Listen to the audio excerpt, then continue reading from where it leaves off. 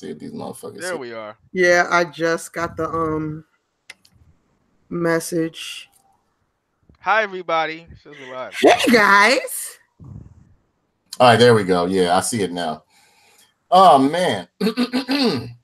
Hello, ladies and gentlemen. Welcome to TNT Photon HQ with my wonderful. Now, I don't like calling y'all co-hosts. Y'all are my friends, man. Y'all hosts from now on. Because at any point I fall off on this show, y'all have to just pick it up. I have to just pick it up. So I'm here with my fellow host, the wonderful and lovely Ms.Mika on the wheels of steel, pumping the ones and twos. And we got the wonderful hidden mop assassin, Count Kenny, who's graduated to the scaffolding ninja. You need, again, if you need somebody hit, you call this man. All depending on what he's doing, he might not even want to get paid for it. He just be like, I just want to kill. If you guys want to see my titties, please type T if you want to see my titties on my webcam, guys. Fierce Play, say hello, you crazy fuckers. Your fellow white redhead says hello. Hi. Oh man, we love Fierce Play. Yay, Fierce Play. Fierce Play for president. A Canadian president probably will rock this shit over here, man.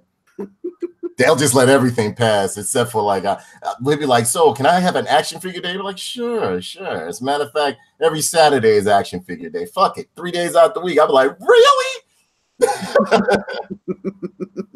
So yeah, we're gonna start the show off. First off, we got our new mascot that will forever be on the show. His name, I named him Captain Muslix. So hey Portland, what's up? Yeah, Captain Muslix right here. Oh, it's your buddy. Yeah, exactly. He hasn't killed me in my sleep yet, but he does pop up next to my bed. My cat won't come in my room anymore. My dog just constantly barks at me and shit like that. So I think he put that was a voodoo doll on me. Yeah. He put some type of poof powder on me, but I'm not complaining. Told you that shit was a voodoo doll, man. You have somebody burning sage in your house, shit. Just roll through it. I'm not. I want this shit to manifest itself. I want to see when it finally turns into the demon. When they be like, they trying to get that final level on that doll. Yeah, right. But no, this thing right here, Captain Muslix, has been very good to me. He's been very good. So, ladies and gentlemen, we got a couple of topics tonight that we're going to cover. We're going to talk about Joseph Pilato, who is the wonderful actor within Day of the Dead. He's been in other films too, but his most memorable role was with Day of the Dead. That's one of my favorite zombie films, which is with Bud the Zombie. We're going to talk about the passing of Joe Pilato, rather. Gundam voice actress Fuyumi Shirashi.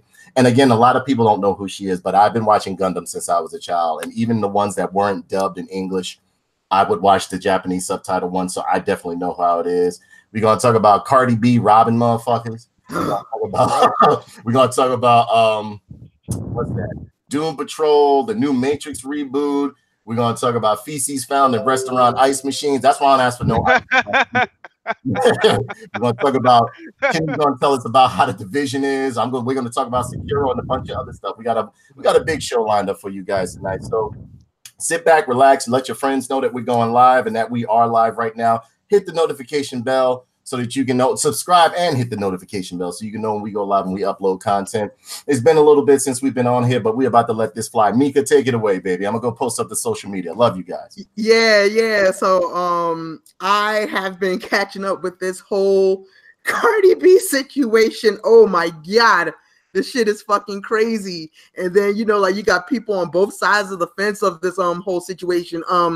Instagram video resurfaced of a video that she did 3 years ago talking about how she used to drug and rob niggas in the strip club and shit like that. And, she was all proud of it and stuff like that. And people wasn't feeling that. I'm not feeling it personally. I'm really not. Especially with this Me Too movement going on. I'm not. Oh, no.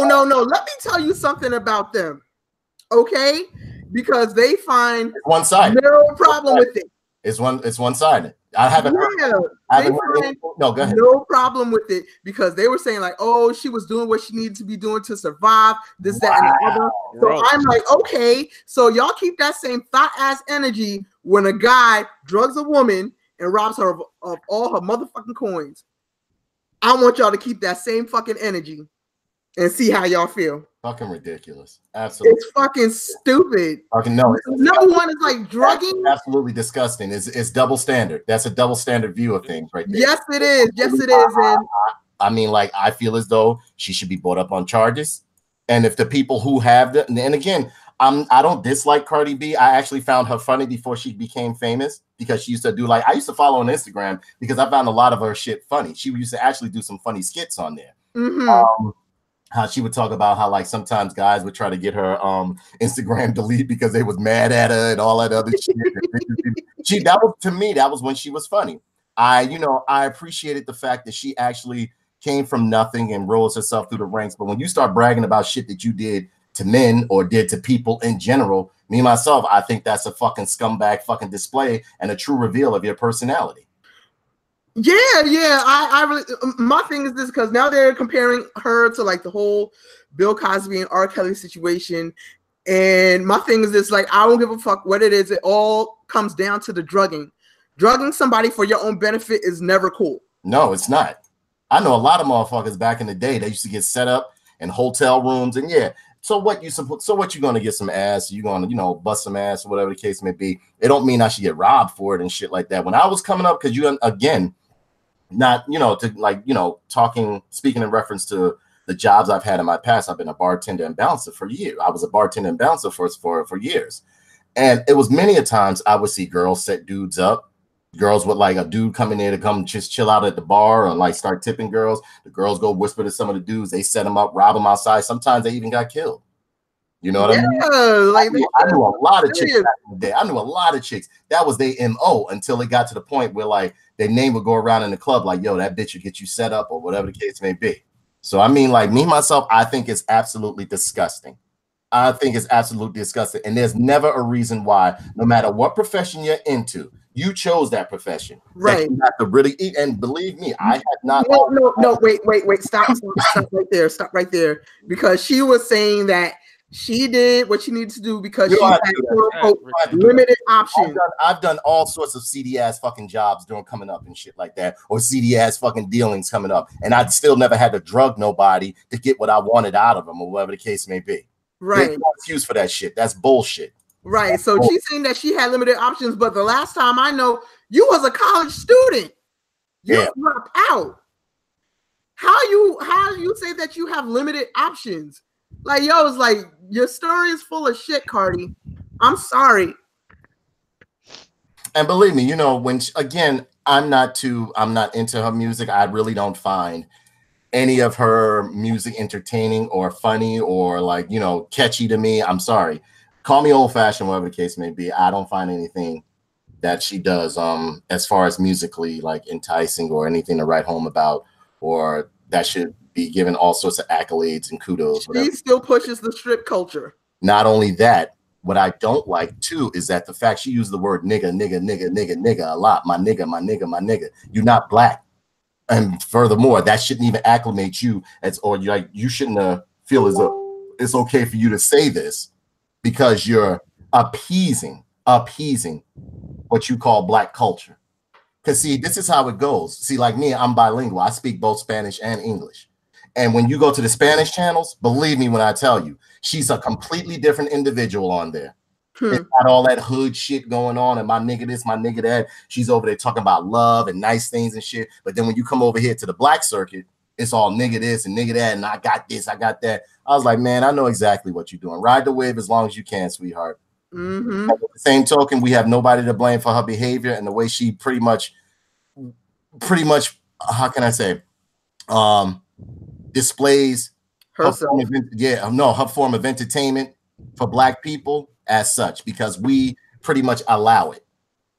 Because I mean, like, what got me every time she say my nigga, it kind of like sends a chill down my, like, a shiver down my fucking spine. Because what if I say, hey, you speak, or whatever the case may be? I say that all the time.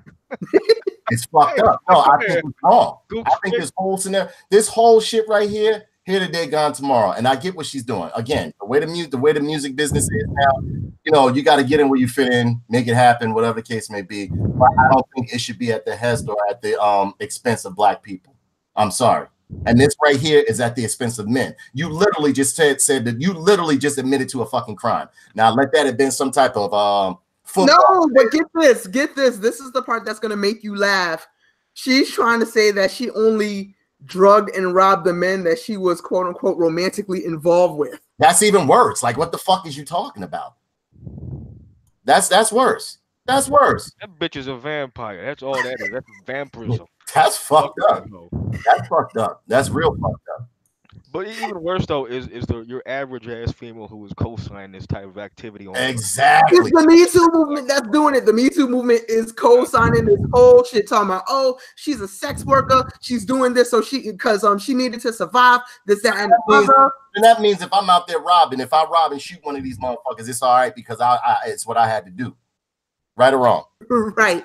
It's what I had to do because I was a robber. I was a stick-up kid. I was one of these motherfuckers putting that work in out here. Well, I had to make my rent that week. That's why I killed this motherfucker. Or that's why I robbed this motherfucker. Or that's why I robbed you last week. You feel me? Yeah. So there's some celebrities who, like have their say and everything. Funk Master Flex, oh my god. He put out a set of IG posts. He got one with Cardi B, like that Colin Kaepernick Nike ad, and it says, tomorrow's not promised. Rob him today. Yeah, just do it.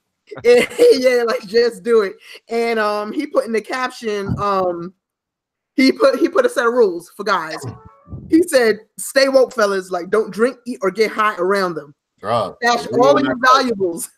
Believe me when I tell you, that's how. Listen, growing up in that bar business and in the bar scene and shit like that, you learn quick. Certain chicks not to fuck. Your spidey sense will just tell you, like, look, this chick will get your ass laced up, or if I'm gonna mess around with you, you're gonna come to my place or where I choose at, not in one of your hotel rooms. And if I feel somebody following me and shit, you know how many dudes I know that got stuck up messing with these chicks like that back in the day? I'm telling you, this ain't nothing new. This ain't nothing new, and this is not nothing new. But I don't like the way that she was just actually flamboyantly like exploiting this, or like pretty much just saying like, "Oh, this is what I had to do, so it's all right." And because of, as you stated, because of the how can I say, the feminist movement that's going on and the Me Too movement that's going on now, oh, she only did that because she had to. So it's okay to endanger or rob or possibly she could have killed those men by drugging them up. You don't know. Motherfuckers have allergic reactions to shit. Yeah. Could have had a heart palpitation. Exactly. Or that, like she could have got killed because she set a motherfucker up. Exactly. And would have had up, motherfuckers. You're not gonna tell me. Trust me. I know how that shit go. If she was drugging I know some niggas be like, "Oh no, you're not gonna rob me," and then live to tell about it. It was other motherfuckers involved and shit like that. That she had like to make sure, like, yo, if this nigga wake up, the whole shit is fucked up. The whole shit is fucked up and it's wrong, man. It's wrong for the jump, but she's saying it's part of her past, and like she knows better, and her feet should be held to the fire like Weinstein and the rest of the motherfuckers was. That's just the way it is. Okay, so now here's the issue that comes. Here's the other issue that comes into play, because because people are saying raping and robbing are two different things. Some people think that it's a false equivalent. Wait. Run that by me again. What? Some people think that drugging and raping somebody and drugging and robbing somebody is a false equivalent. That's similar to some people are saying that you cannot compare her to Cosby. No. They all fucked up. It's all fucked up. That's equivalent to saying, "Oh, I shot you with a 9mm. Oh, I shot you with a shotgun. You still shot a motherfucker." Like, what the fuck are you talking about?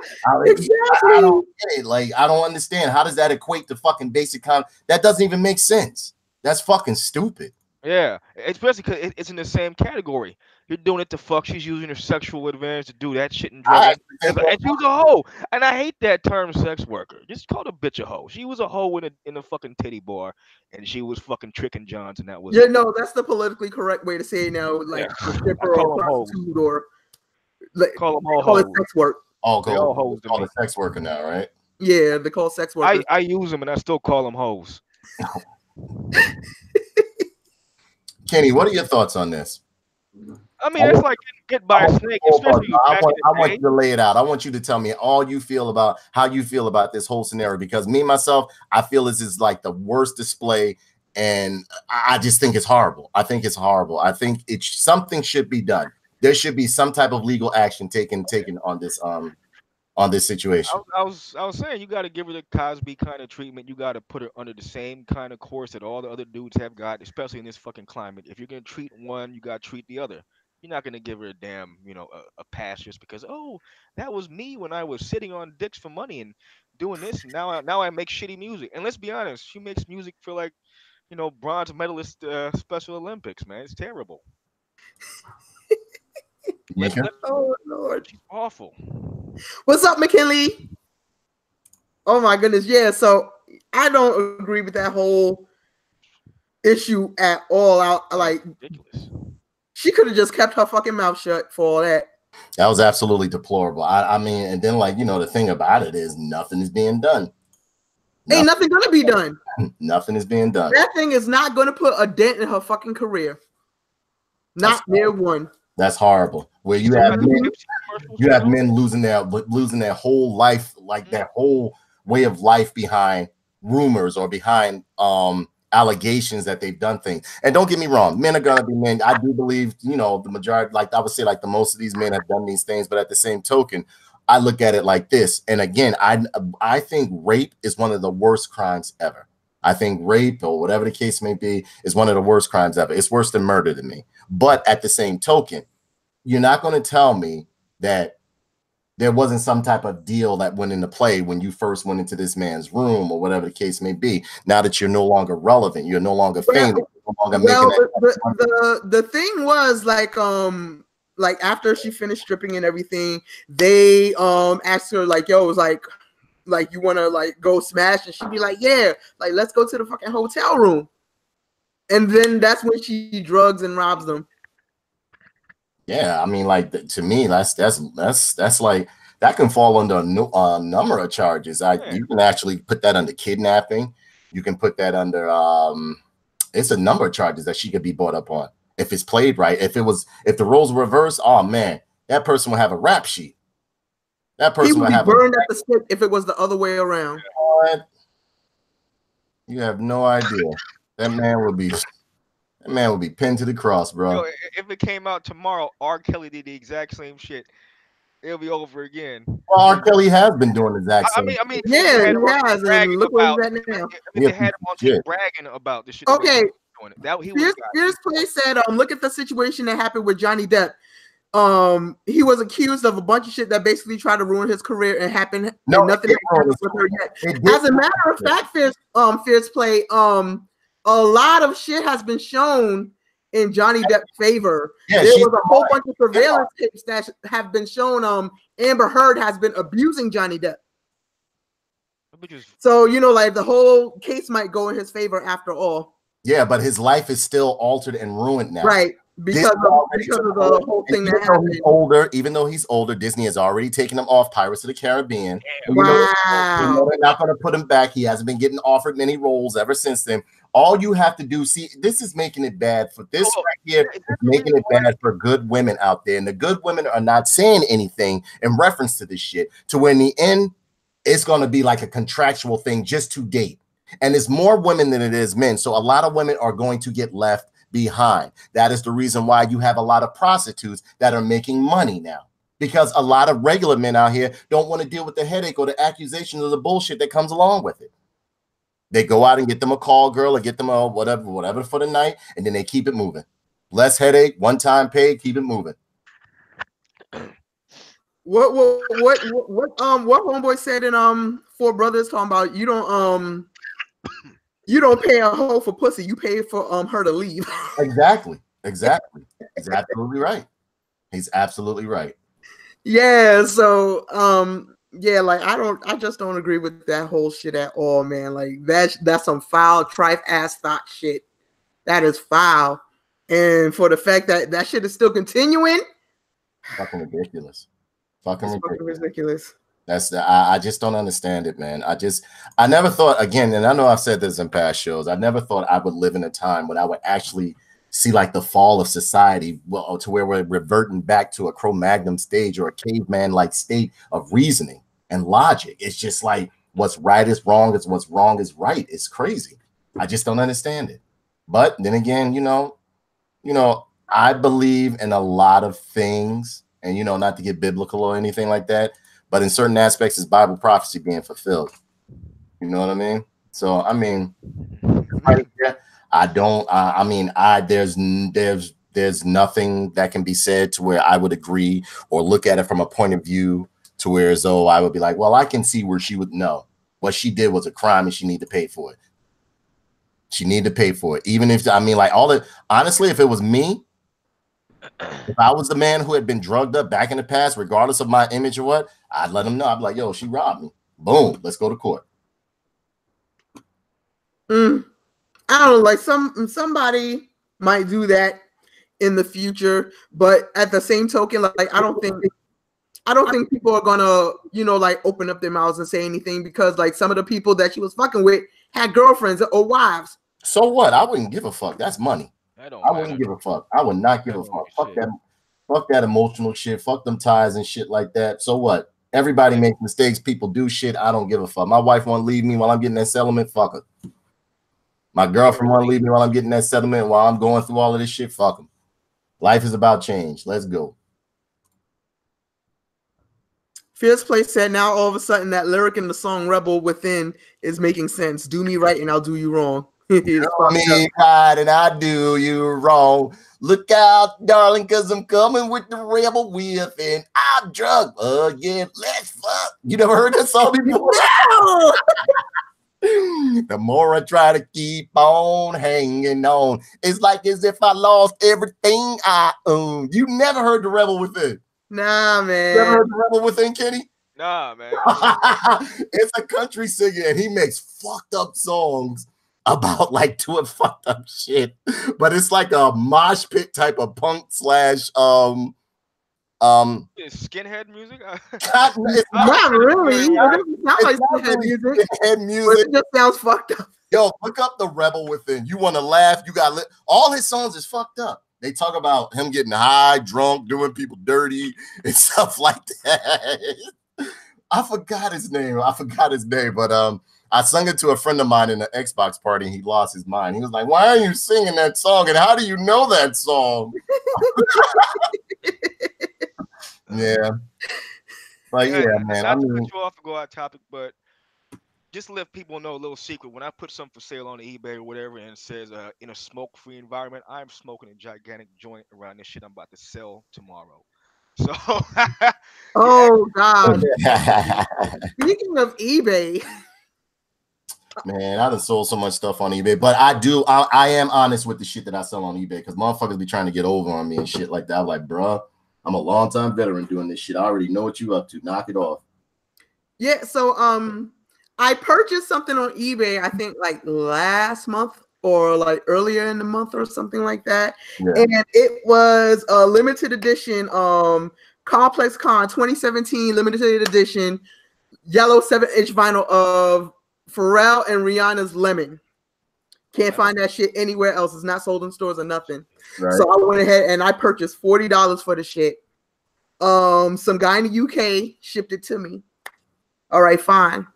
So the Hans brother went ahead and gave me the mail, and I see an envelope all bent up and everything, and I'm like, oh my goodness, like what is this? And then I seen that it was Hans was like, it's your shit.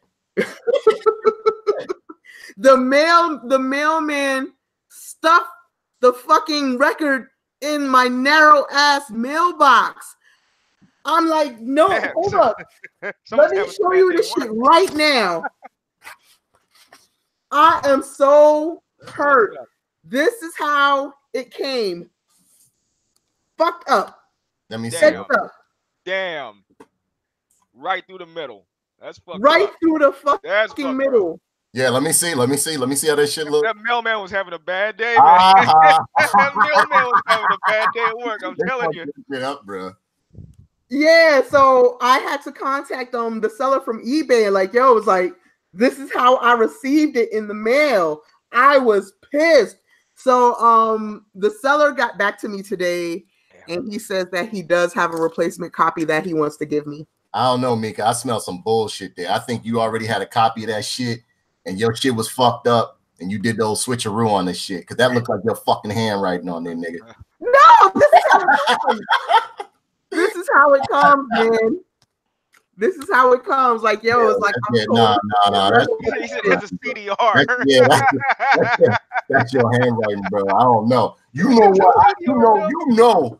I'm a roll with you, bro. I'm with you, but you know my handwriting is not sloppy. Mika, that's some old graffiti. That's some old 80s graffiti shit. That's you, bro. He was like, he sent that shit. She took that shit out the envelope, threw that fucked up one in there. She was like, yo, nigga, why? Like, why you? You know what I'm saying? That's fucked up, nigga. But you know what? I'm rolling with you. So whatever you say it is what it is, man. I ain't saying shit. Come on, man. Yo. This old Uncle Beetle. You know I know it. This place that Chris Brown shifted. That's why it's beat up. Yeah, let's go with that fifth play. So you know what? Let's get into this story. A couple of these stories right here. We're gonna talk about Joe. What's his name? Joseph Pilato. And I love Joseph Pilato in Day of the Dead. He was one of my favorites, especially when they pulled him apart and he was like, suck on it, suck on it. It was just like, they pulled his intestines out and shit. But unfortunately, one of my wonderful actors, sci-fi, and he was in a lot of B movies a lot and stuff like that. But he was definitely memorable to me. I remember him distinctly. And it says right here, rest in peace, Day of the Dead scene stealer, Joseph Pilato. And he definitely did take the scene. Throughout the whole film, he was a fucking scumbag. And it says one of the single best performances you'll find in the late George Romero's Orville would have to be Joseph Pilato's scenery-chewing portrayal of Captain Rhodes in Day of the Dead. The primary human antagonist of the film and one of Romero's most memorable characters. Sadly, we've learned this afternoon that Pilato has left us at the age of 70. Prior to landing on one of the top roles in Day of the Dead, Joseph Pilato had worked with George Romero on Dawn of the Dead and Night Riders, playing small roles in both films. Exactly. Throughout the 1980s, he also appeared in effects Gung Ho, Terminal Force, and Shoot 'Em. Terminal Force was my shit. Going into the 90s and beyond, Pilato appeared in Alienated, Empire of the Dark, The Evil Inside Me, Pulp Fiction, The Demolitionist, Fatal Passion, Wishmaster, and The Ghouls. Some of these are very good. Yeah. Wishmaster, yes, I remember Wishmaster. The Demolitionist and Fatal Passion are very good films. Very good films. And The Evil Inside Me is good too. Friend Marty Schiff broke the sad news on Facebook today, writing, "It is with great sadness that I inform you that the actor and old friend Joseph Joe Pilato passed away quietly in his sleep last night. Rest in peace, Joe." Oh, and he was a Digiman, huh? Yeah. Wow. Yo, I'm telling you, that right there kind of like got to me a little bit, because I always loved that scene, and I wish I could play the video right now of him. You can pull it right away after playing the video. Yeah, like you look. Do you remember that death scene in Day of the Dead, Mika? Vaguely. Oh my God, no, you couldn't forget it. Believe me when I tell you, they pulled his ass apart, because Bud the Zombie was in there. Bud the Zombie was one of my favorites, and by this time in the Romero series, it was getting to the point that the zombies were starting to become a little bit aware, and like Bud the Zombie was one of the zombies that was still retain a portion of his mental capacity. So like he still knew how to fire a gun. They had him chained up. He would choose. Some people he wouldn't even bite. He would just be like, you know what I mean? But to me, it was one of George Romero's most wonderful work. Not only was it as good as Lucio Fulci did Zombie. George Romero did the Day of the Dawn and Days of the Dead ones, but Lucio Fulci is another good one too. But Day of the Dead, one of my most memorable moments in there was when the doctor was working on one zombie, and it woke up, and he went to go, like the zombie went to go get off the gurney, and all his shit just fell. I said, pat, and it hit the floor like that. Then he just took a drill and just drilled it in the head. It was like, you know what I mean?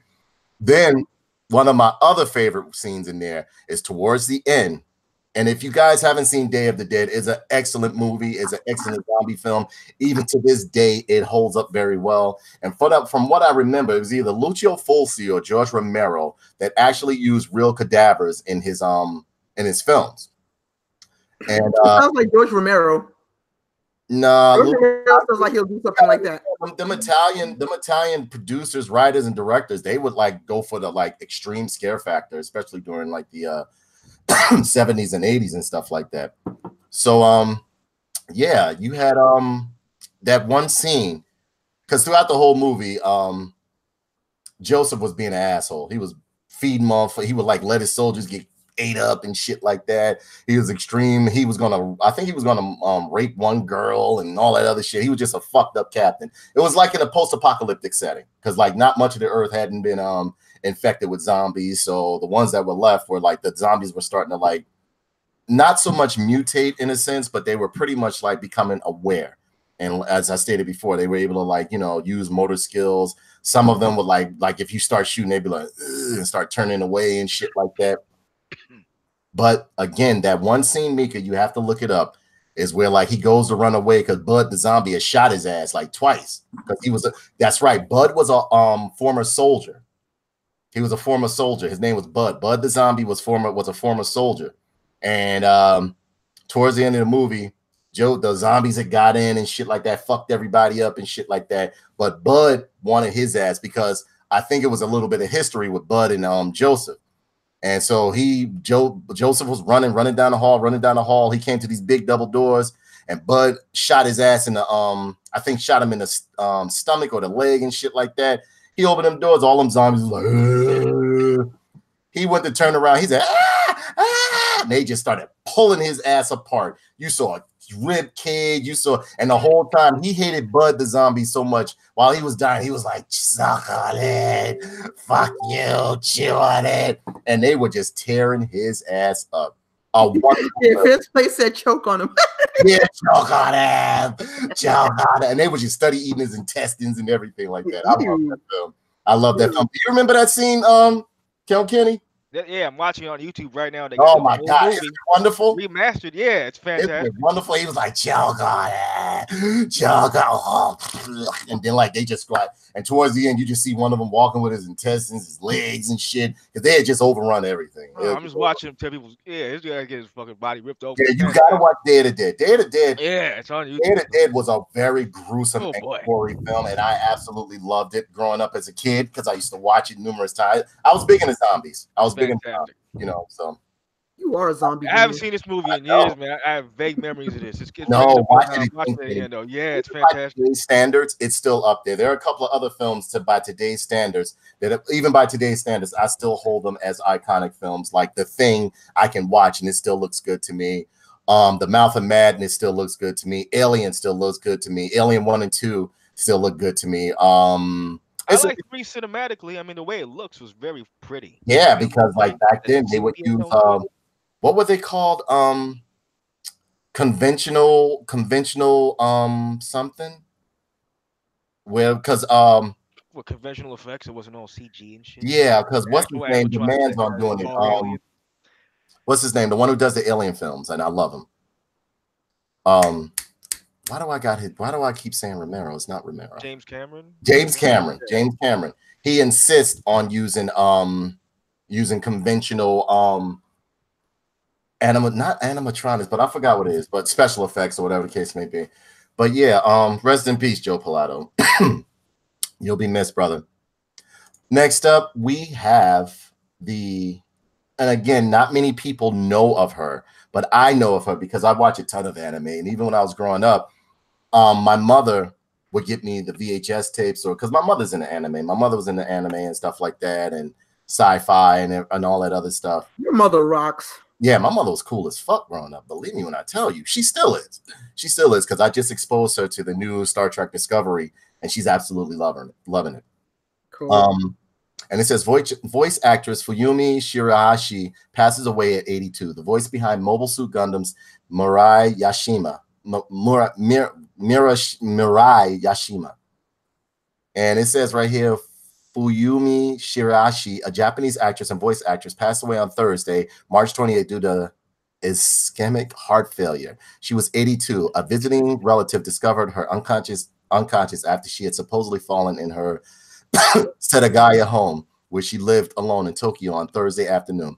Shirashi was born in Beijing, China in 1941. She graduated from Toho Entertainment School and experienced musical while she was still studying. She was in Japan theater dancing. She was in Japan theater dancing team. Her first voice acting job was Nina Belton from Big X in 1964. She was known for many iconic roles in anime, including Mirai Yashima from Mobile Suit Gundam. I love Mobile Suit Gundam. I love all Gundam. A lot of people don't like Gundam. I mean, some of the newer ones I'm not too fond of, but like the older ones I absolutely love. Yeah, I always love the designs. Fantastic designs. Yeah, Sachi from Ashita no Jo, Akio Hoshi from Kojin no Hoshi, Patiliero the Eighth from Patilor, and Kasha Imhoff from Denetsu Kojin Ideon. God bless you. Yeah, right. Kojin Ideon. She was also an actress, radio host, and narrator. In later years, she was a teacher at Tokyo animator Gaikuin, who helped teach young students voice acting. Nice. So rest in peace, Fuyumi Shiriashi. You brought us up. Well, you brought me a lot of happiness growing up. I remember, because I mean, like, I remember the first time my mother exposed me to anime and giant robots, I instantly fell in love. And I think the first anime I think my mother exposed me to was Giant Robo. Giant Robo and Raideen. It was called Raideen. It used to come on the U channels. I don't know. See, like a lot of Mika, you might remember, but back in the day with your TV, what you could do is go to the U channels, and it would be like different ethnicity or different ethnic channels. Yeah, like a lot of a similar thing here. Yeah, you would get a lot of the independent channels that would be on there. You know, like the public access channels would be on there, like the Newark channel, the New York, like certain stations in New York, and all that other stuff would be on those U channels, and it was absolutely great. Absolutely good. You'd get some great TV, weird TV too sometimes, but you would get some great TV. In like a relatable subject, like it's not off topic, but it's kind of relatable. The company Uniqlo has made a Mobile Suit Gundam line at their store. Oh, really? Yep. That's interesting. And I want a shirt. What happened? You okay? What happened? You okay? Yeah, I'm fine. AIDS acting up. All right, because you was like coughing. Well, I'm still fucking sick, nigga. Like, what y'all expect? Damn. You got Ebola? I don't know. I mean, I have the flu and pneumonia. I don't know. T cells are going off. Relax. Yeah, man, I'm dying. You supposed to do a fucking death video for me? Like, what the fuck? Rest in peace video. Oh, you've been in already. You did. Yeah, you supposed to do a rest in peace video for me. What happened? No, he's dying slowly. You're part of the show. You're just a podcast. He's dying slowly, Kenny. Oh, he's gone. We're talking to a ghost. Hello. Yeah, pretty much at this point. Hello, sweet spirits.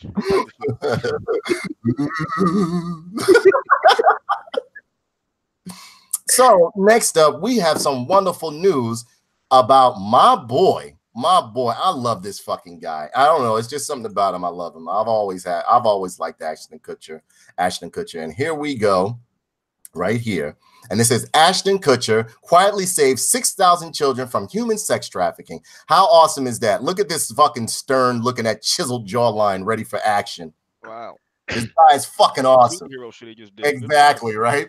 The name Ashton Kutcher is synonymously with acting, and his huge fan base indicates that he is no run-of-the-mill actor, but one to be reckoned with. The actor, who has a huge fan following, will definitely increase the number of fans that he has with his new role that he is committed to, that of helping victims of human trafficking. Kutcher's nonprofit organization, Thorn, Defenders of Children, of which his ex-wife, Demi Moore, is a co-founder, has taken a huge leap in helping victims of human trafficking. The organization's efforts have been so effective that with their help, law enforcement have been able to identify 5,894 child sex trafficking victims. 100 children were also rescued from grievous situations of sexual abuse in 2017. What happened? No, I was saying, wow. Yeah, that's great, right? According to data published in the organization's 2017 impact report, Thorn claims to have upset the plans of 6,608 perpetrators.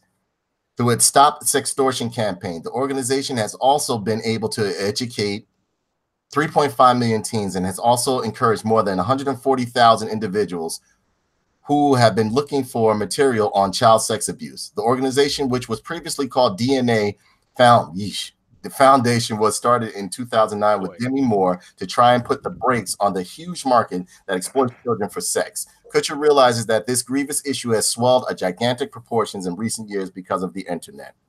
And I mean, like, it goes further on here. And this is over at bigperspectives.com. You can definitely check this out over at bigperspectives.com. And it goes on to further talk about the situation and what his wonderful organization, along with Demi Moore and other people that participated, have kept these children and other young individuals from getting sold into slavery or molested and raped and stuff like that. So good for you, Ashton Kutcher. I will support anything you do.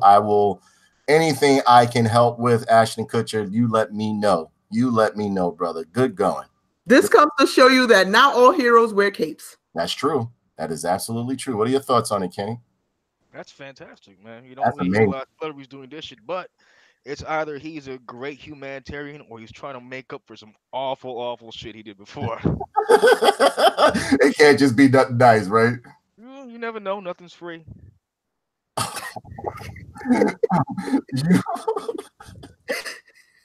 It's fucked up. I don't know. All right. So, I mean, what's your thoughts on it, Mika? Like, I'm glad that you brought this up. I'm glad that you pulled up the article about it. I think that, you know, like, sex trafficking, something does need to be happening about it. I'm glad that he's doing something about it, but still, at the same token, he's just scratching the surface. Of course, but at least he's doing something. At least he's doing something. You got some individuals, they ain't doing shit, man, and they don't care to. You know, it is what it is. That's true. He's doing something. You gotta appreciate it. I mean, at least he's trying to throw a wrench in a big machine. You know what I mean? He's doing something. So I mean, like, Kenny, any thoughts on that before we move on? It's effort put in. At least he's doing something. So there's that. Okay, now we're about to touch on a very sensitive topic for Kenny, because he has issues with this, because he's always ordering ice in his fucking drinks. So we are going to talk about I say light, at least. I say light ice. I say light ice. And sometimes I specify where to get the ice from. Nah, bro, that shit is coming right from the bottom. Like, yours is coming from the bottom part of the fucking vat machine and shit like that. Yours is coming from the bottom. Those teens don't clean that shit. Come on now. Think about it. They barely clean themselves. So you think they're going to clean a fucking machine? Nah, I go on my way. I ask for a little bit of shaved ice. You ask for the shaved ice to use for ice cream shit. Yeah. Nah, even that shit is fucking disgusting, man. All of that shit is fucking nasty. That's why I ask for no ice. That's when I do eat this fucking garbage and shit like that. I'll be like, give me no ice so I can taste all the fucking bacteria in the juice that I'm getting. That's disgusting. I can start bringing my own ice now, or just providing my own damn ice. Kenny, there's no stopping the machine. Just like when Uber Eats and DoorDash eat your shit or whatever the case may be, there's no stopping the fecal machine. You're going to get it either way. So it says here over at the epictimes.com that fecal bacteria found in fast food ice machines, says BBC report. A BBC Watchdog report found that ice that is served up by some fast food chains was contaminated with fecal bacteria. More than half of the samples from the major chains, including Burger King, KFC, and McDonald's, were contaminated with the bacteria. Not KFC, you know what I'm saying? Yeah. Burger King? Does anybody even eat what there about anymore? The combination? Yes. You eat at KFC? I don't eat from there anymore, but I don't think I've eaten at a KFC in well over 6 years, maybe. Yeah, I haven't eaten at a KFC. I got maybe 4 or 3 years without, because I firsthand saw some awful shit. I don't want to do no more. Right. You'll be storing their leftovers and serving it to you the next day like it's brand new. Like, oh. Any comments over there while I'm reading this? This is just gross. Well, I mean, kind of expecting in fast food though. It's fast food. Fast food places tend to be disgusting. My question is, how the fuck did it get in there? Bro, people did it get in the machine? Listen, you're dealing with all this fucking shit. You got people like these young motherfuckers, these teens and fucking motherfuckers that work there. They don't give a fuck. Some of them don't even want to be there. They don't wash their hands. They don't do none of that shit, man. Oh, that's so fucking. I mean, like, That's all it takes. Huh? They take their unwashed hands and they tap they tap the little thing to get the ice out, and the air just flies up in there, and then it's done. Dudes that go to the bathroom and shit, like this new generation nasty. They go in the bathroom and shit, just wipe they barely wipe their ass, so you know they ain't coming out washing their hands and shit. And you got girls on their periods and shit, or in the bathroom changing their pads. So fucking gross. Like, nah, shit is nasty. Half of these motherfuckers, the majority of the individuals working there are either like teens who don't give a fuck and they look unkept. So you know, like, and half of the adults that work there was half on like on work release and shit. They used to cleaning their asshole with their finger and a piece of tissue and shit like that. So I mean, all sorts of fucking shit could get in your eyes. And it says more than half of the samples from the major chains, including Burger King, KFC, and McDonald's, were contaminated with the bacteria. According to the BBC documentary, the investigation was made after it was revealed that the ice from the coffee chains, like Starbucks, also contained fecal bacteria. Bacteria samples were also found in the drinking water at the chains. Ew. They were obtained from each of the 3 chains. 7 were found to be contaminated from KFC. See? 6 were contaminated from Burger King and 3 from McDonald's. The watchdog report stated 5 of the 7 tested KFCs were noted as severe in the report. My goodness. I kind of I do kind of like their pot pies at KFC. That's like my pot pies are pretty nice. That's fucking disgusting. I just can't believe that shit. Fierce Play said, Danae will say later, it's good for your immune system. It is. It is. In a way, it's kind of good for your immune system. Oh, hell no, it's not. Yeah, it is. It's good for your immune system. We'll say later, it's good for your immune system. All right. Okay. So it says right here, it also says when we were finding the sorts of numbers we're finding here, you have to look at the people making the ice. What I tell you, handling the ice, which they then transfer into customers' drinks, said Tony Lewis, who is head of policy and education at the Chatter Institute of Environmental Health, according to the Independent. And then you also have to look at hygiene failure with potentially the machines themselves. Are they being kept clean? Hell no. These are teens and young motherfuckers. They're not going to keep them shits clean. They want to get the fuck out of here. They barely want to work. KFC said it completely shut down the ice machines that were named in the report. We are awaiting the results of the independent testing of the ice that will confirm they are back up to standards we expect. A KFC representative told the BBC to treasure customers who have also inspected and cleaned the ice machines and all the other restaurants across the UK. And then a McDonald's spokesman said, nothing is more important than the safety of our customers and people who will continue to review our procedures and training, working closely with our restaurant teams to ensure those procedures are adhered to at all times. Oh my God, this is disgusting. After the test, Burger King also said that cleanliness and hygiene are a top priority. This report is an opportunity for us to emphasize our training procedures and ensure all operations and safety standards are upheld in all Burger King. And I fucks with Burger King. I love Burger King. I ain't even gonna lie. Recently, fecal bacteria was found in 3 of our IO samples of ice drinks from Starbucks by investigators on BBC. Starbucks too, huh? Them too? Oh, everybody's shitty. Nobody's washing their fucking hands, man. They made the discovery after testing about 30 branches. I shouldn't be surprised. I work in goddamn maintenance. Yeah. Oh yeah. Don't you have like kids throwing shit on the wall? Oh yeah. You should. We actually had a recent issue with our bathrooms. We had to shut them all down because if they're not shitting and smearing shit in the walls or throwing shit or acting like animals, they are burning things down or smoking it or using my garbage cans as bonfires. I don't fucking know anymore. It's disgusting. I think it's because you're I don't know. I don't think the kids like you there, bro. I really don't. I really don't. Can you open the hallway? Nah, I can't. Go away. We got a comment over here, and it says stuff that is common sense just goes out the window these days. Companies don't give a fuck until something actually happens. And yeah, he's right. Fierce Play is right. He's absolutely right on this. But yeah, I mean, like it goes to show it's just fucked up. It's real fucked up. What are your thoughts on? What are your closing thoughts on it, Mika? Just fucking gross. You know you're gonna eat that shit anyway. Hell no. I'm going to the bodega and get a bottled soda. Bodega is worse. I know it's safe. Bodega is worse, man. Them motherfuckers is disgusting. I worked in the bodega. I can attest to that. My coworker was gross. That motherfucker gonna take a piss in the shit and then walk out like it's nothing. Dirty.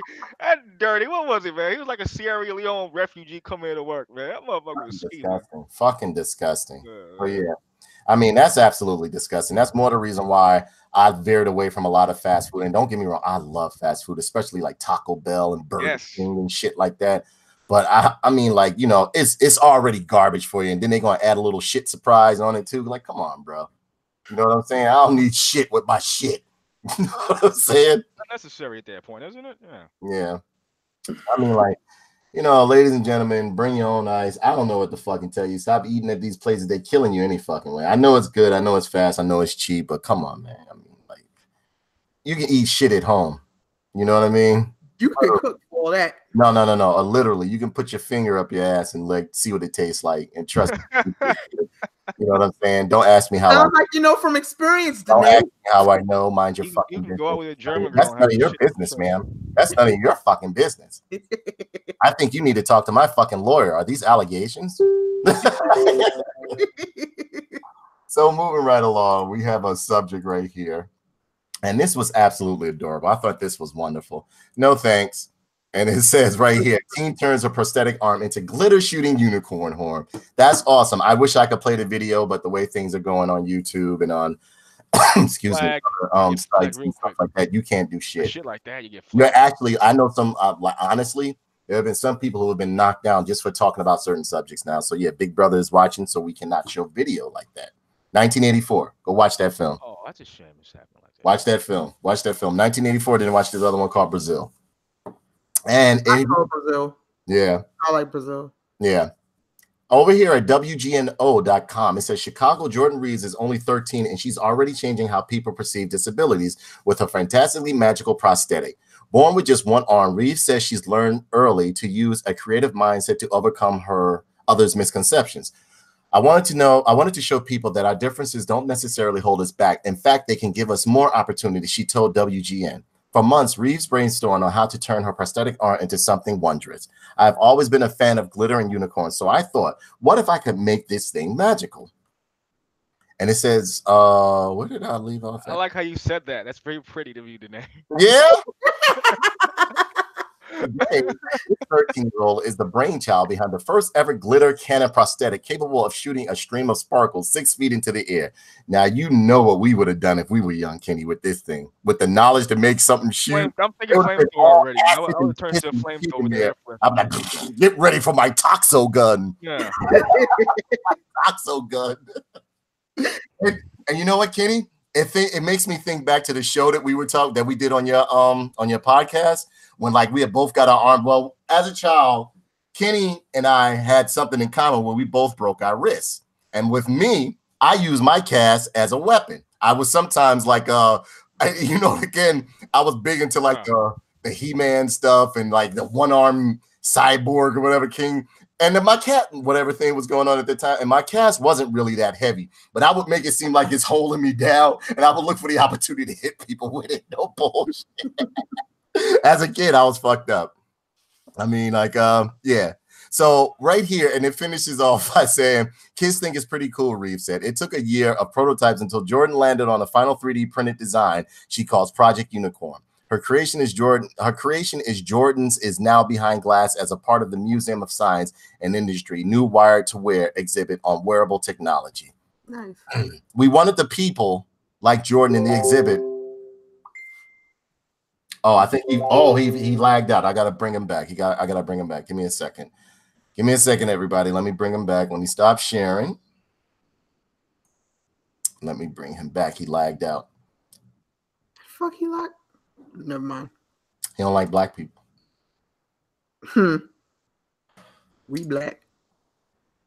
You got another excuse? I don't know what the fuck you are. I've been meaning to ask you, like, you suspect, yo. How am I suspect? I'm fucking with you, oh, there we go. Oh, I just sent you an invite too, brother. Right. But yeah, well, I was hearkening back. I think you had lagged out at that time.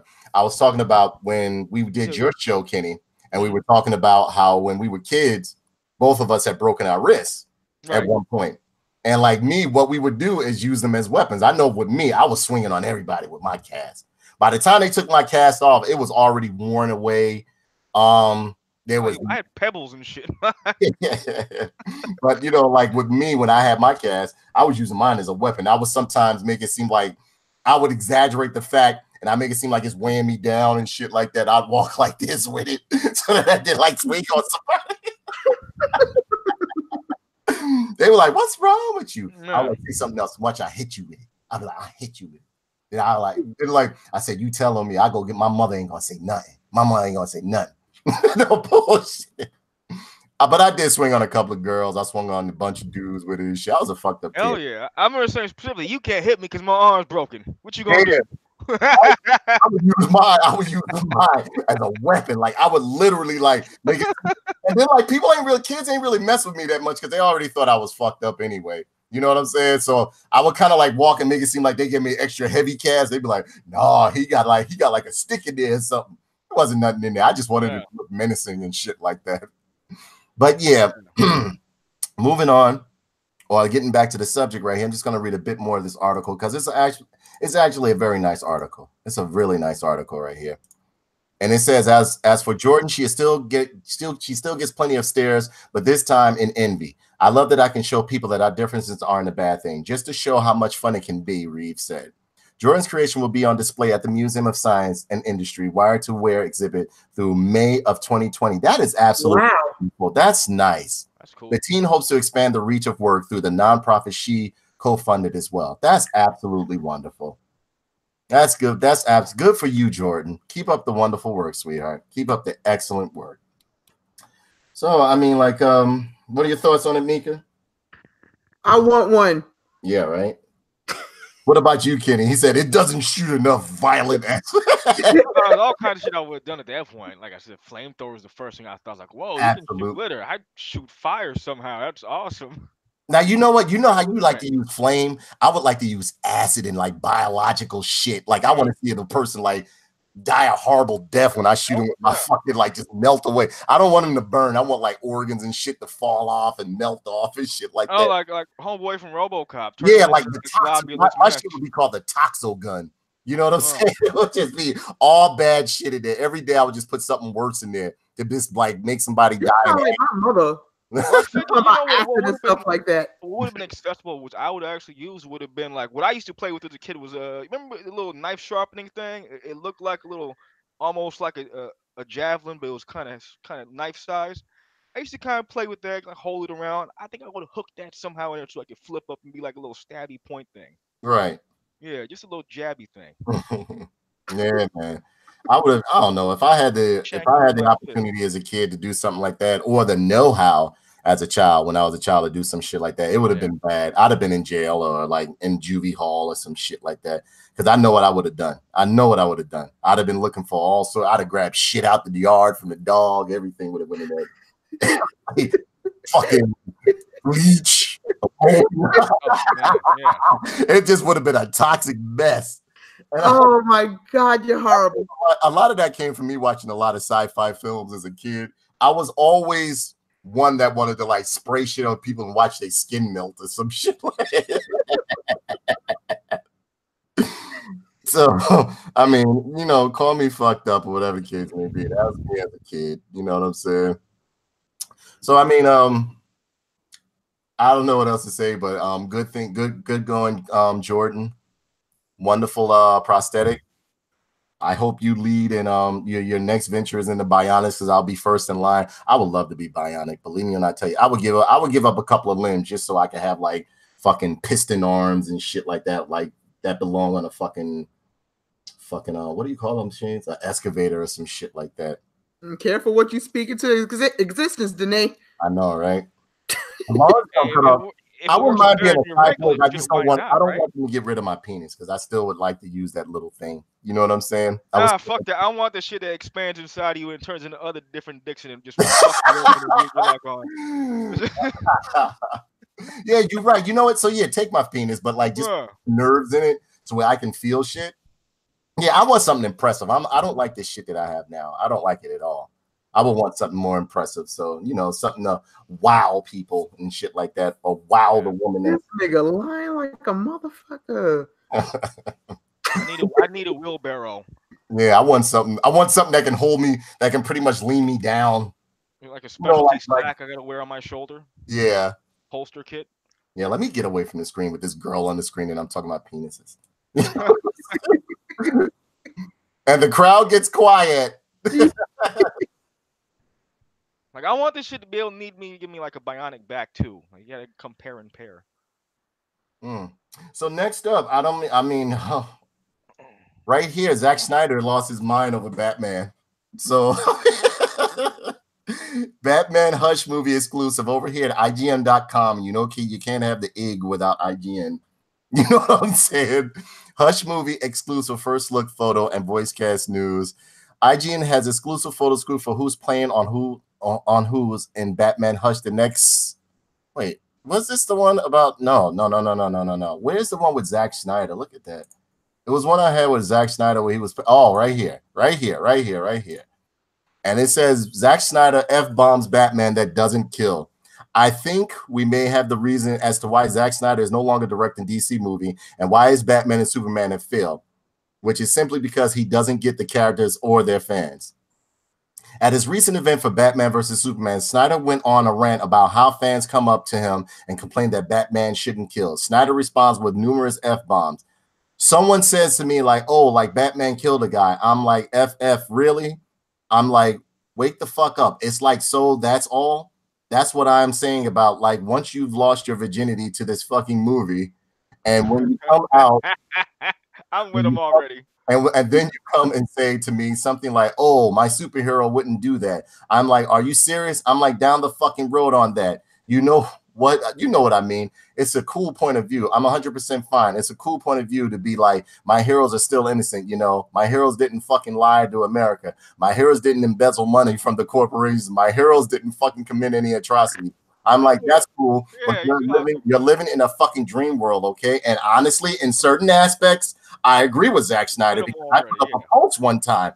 This is Batman. This is Batman. Have you guys ever really read like some of the Dark Knight books? There have been books where he killed people or left them to die. Not to mention, even if you look at it from the aspect of Batman just maiming people, those people that go to the hospital, he just literally jumped off top of a fucking 4-story building onto this man's chest. You think he's unconscious?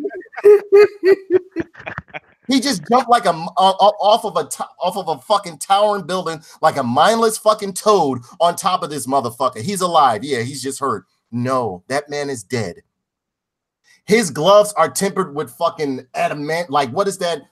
Tempered like Kevlar and all this other shit to where like he can like punch tempered steel walls and put dents in them. This man that he just threw into a fuse box just electrocuted. He had just electrocuted this man. He's not unconscious. Trust me, he's not unconscious. That man is dead. Even if he went to the hospital, he's dead. Or like some of the men that he has like maimed and beaten and shit like that, they're in comas for the rest of their life. So yeah, Batman does kill, regardless if they're not bullets or whatever the case may be. That grappling hook or the bat cannon that he uses on his fucking Batmobile, if it can blow up a car, it can decimate a fucking human. Believe me when I tell you. So yeah, all this shit that people say about Batman doesn't kill, Batman does kill. What is that? I think it's in the what's that? The goddamn Batman or that damn Batman? You ever read that series before? Yeah, he's fantastic with Frank Miller. He's a murderer. I like that. I like Batman when he's just a psychopathic killer. Yeah, and in the Dark Knight series, if you remember back in the day, he walked around with a shotgun after one of the Robins had gotten killed. Remember? Yeah. Yeah, he's this man like. And it was one book, was it Batman Cacophony, I think it was, that I read, where you find out in a way Commissioner Gordon and some of the other Robins and heroes cover up for this motherfucker. Yo, I got to get me a Batman figure now. I didn't realize how much of a... He is a murderer. In his mind, in Batman's mind, he feels as though he's not murdering these motherfuckers. He knows what he's like. He's a murderer. He's just as fucked up and twisted as the Joker. The Joker even talks about it in some of the books and be like, yeah, you're just like me, bro. You're actually worse than me because you don't accept the fact that you're like killing some of these people that you got so-called fight and beat up and shit like that. All of the moves and the arts that he uses on these fucking folds, and yeah, these criminals deserve it, but like he's killing them. They're dead. And then he picks and chooses as to who he wants to go to jail and who doesn't go to jail. Wow. Like Catwoman, this bitch been running around robbing motherfuckers, beating motherfuckers up, killing them and shit like that. That's my girlfriend. Leave her alone. Yeah, this bitch is a murderer too. Y'all two psychopaths. Y'all just like fucking Joker and Harley Quinn. They just don't want to admit it. Yeah, so it goes on to say Snyder then continues to by comparing himself to Alan Moore and the Watchmen movies and comics, which is sort of Snyder's just rambling on, but it seems as if Snyder is pretty clueless when it comes to comic book characters and movies. Excuse me. Sure, while they don't have to be all Marvel popcorn flicks, certain lines should be drawn when it comes to certain characters. My main problem with Snyder's movies has been in handling of Superman. My biggest problem was letting Clark with Pat Kent die. I also wasn't big on letting Superman kill Zod. Then Snyder killed off Mercy. No, Superman has killed in the comic books. I don't know what people are talking about. Superman will kill. Then Snyder killed off Mercy Gray, Superman animated series character, killed off Soup's best buddy, Jimmy Olsen, killed off Superman, did whatever he did with Doomsday, miscast Lex Luthor. And then in his version of Justice League, Snyder wanted to make Superman bad and kill Lois Lane. Way too over the top. Regarding Batman, I didn't have a real problem like some other fans have had, but I suppose Batman doesn't feel the need to kill because he saw his parents get killed right in front of him, which is also why he doesn't use guns. Batman isn't the Punisher. No, he's not. While Snyder could argue that isn't realistic, bear in mind, these are comic book characters and superheroes. They are not supposed to be, otherwise they wouldn't be super. Watch Snyder's rant. So yeah, I mean, like, in a way, I'm kind of like I'm 50-50 on this because I've been reading Batman since I was a child, back when he was a criminal, back when he was like a vigilante and shit like that. And even though DC has cleaned up a lot of his stuff, Batman is a murderer. Even in some of his other more recent comic books, especially ones in the 90s, Batman has left motherfuckers to die. Batman has hung motherfuckers upside down for hours. You don't think by a motherfucker being hung upside down for hours that the blood ain't gonna rush to his head? He gonna fucking die of asphyxiation and all that other shit and choke on his own shit. Like, come on, man. This is I don't understand why people believe that Batman doesn't kill. He does kill. He does kill. He's a psychopathic murderer, just like fucking Joker. Only thing, he just does it whereas it fits his narrative, and he uses all the different Robins as fucking fodder or lures to like lure his fucking enemies in. Then he just comes in and beats them up. Then after he's finished with them, they either just get killed or they just venture off onto their own shit. So yeah, that's how I feel about the shit. I know I got a little bit long-winded on Batman, but that's what it is. Yeah, your favorite. Yeah, that's why in a way, like, I like Batman, but I don't like Batman. I don't like the way they perceive him now because he is a murderer. He has killed. That's what he does. So I mean, next up, I mean, any thoughts on that, Kenny? Ah, fantastic. What are your thoughts on it? I know you may not know Batman as I know him, but I'm guessing like I'm pretty sure that he has killed, like you said, that he killed in comic books and stuff like that. But I guess they're trying to like fucking clean it up because like children and shit. Basically. Yeah, they've been trying to clean up Batman since like I would say like the mid to late 90s. Because for a while there, he was pretty much like he was up there with kind of like Lobo in some aspects, a little bit. You know what I'm saying? And Lobo is one of my favorites because he's an anti-hero and he murders. Any two times, like if they were to start making Lobo a fucking superhero that doesn't murder, I would never read his books again. Never read his books again. They tried at one point by making him young again, and the sales started dropping and shit like that. So they put him back to old Lobo. Yeah, he turned him into a pixie for a minute. Yeah, he was very soft and emo looking and shit like that. It wasn't the Lobo that I'm accustomed to. So I mean, like, moving right along, we will go into this subject right here, where it talks about this man over at yahoo.com. This X-Men collector has spent more than $150K on memorabilia. People think I'm crazy. No, if you're any type of, and see, before I even go into this, any type of collector, especially like you and I, Kenny, who have like, I can't talk anymore. I was thinking about the shit around me. yeah, like, who have like collected throughout the years. We spent way more than $150K on action figures and shit like that. Of course. Shit, it was at one point, I know for a fact, I spent within that year, because my CPA had like, tallied everything up. I spent within that year like close to like $7-8 grand on action figures and shit like that. So that's or more. So yeah, I mean, like, this is nothing. Even though I do appreciate that he's a collector, this is nothing that's uncommon to collectors as ourselves. This is actually intrinsic for us. You know what I mean?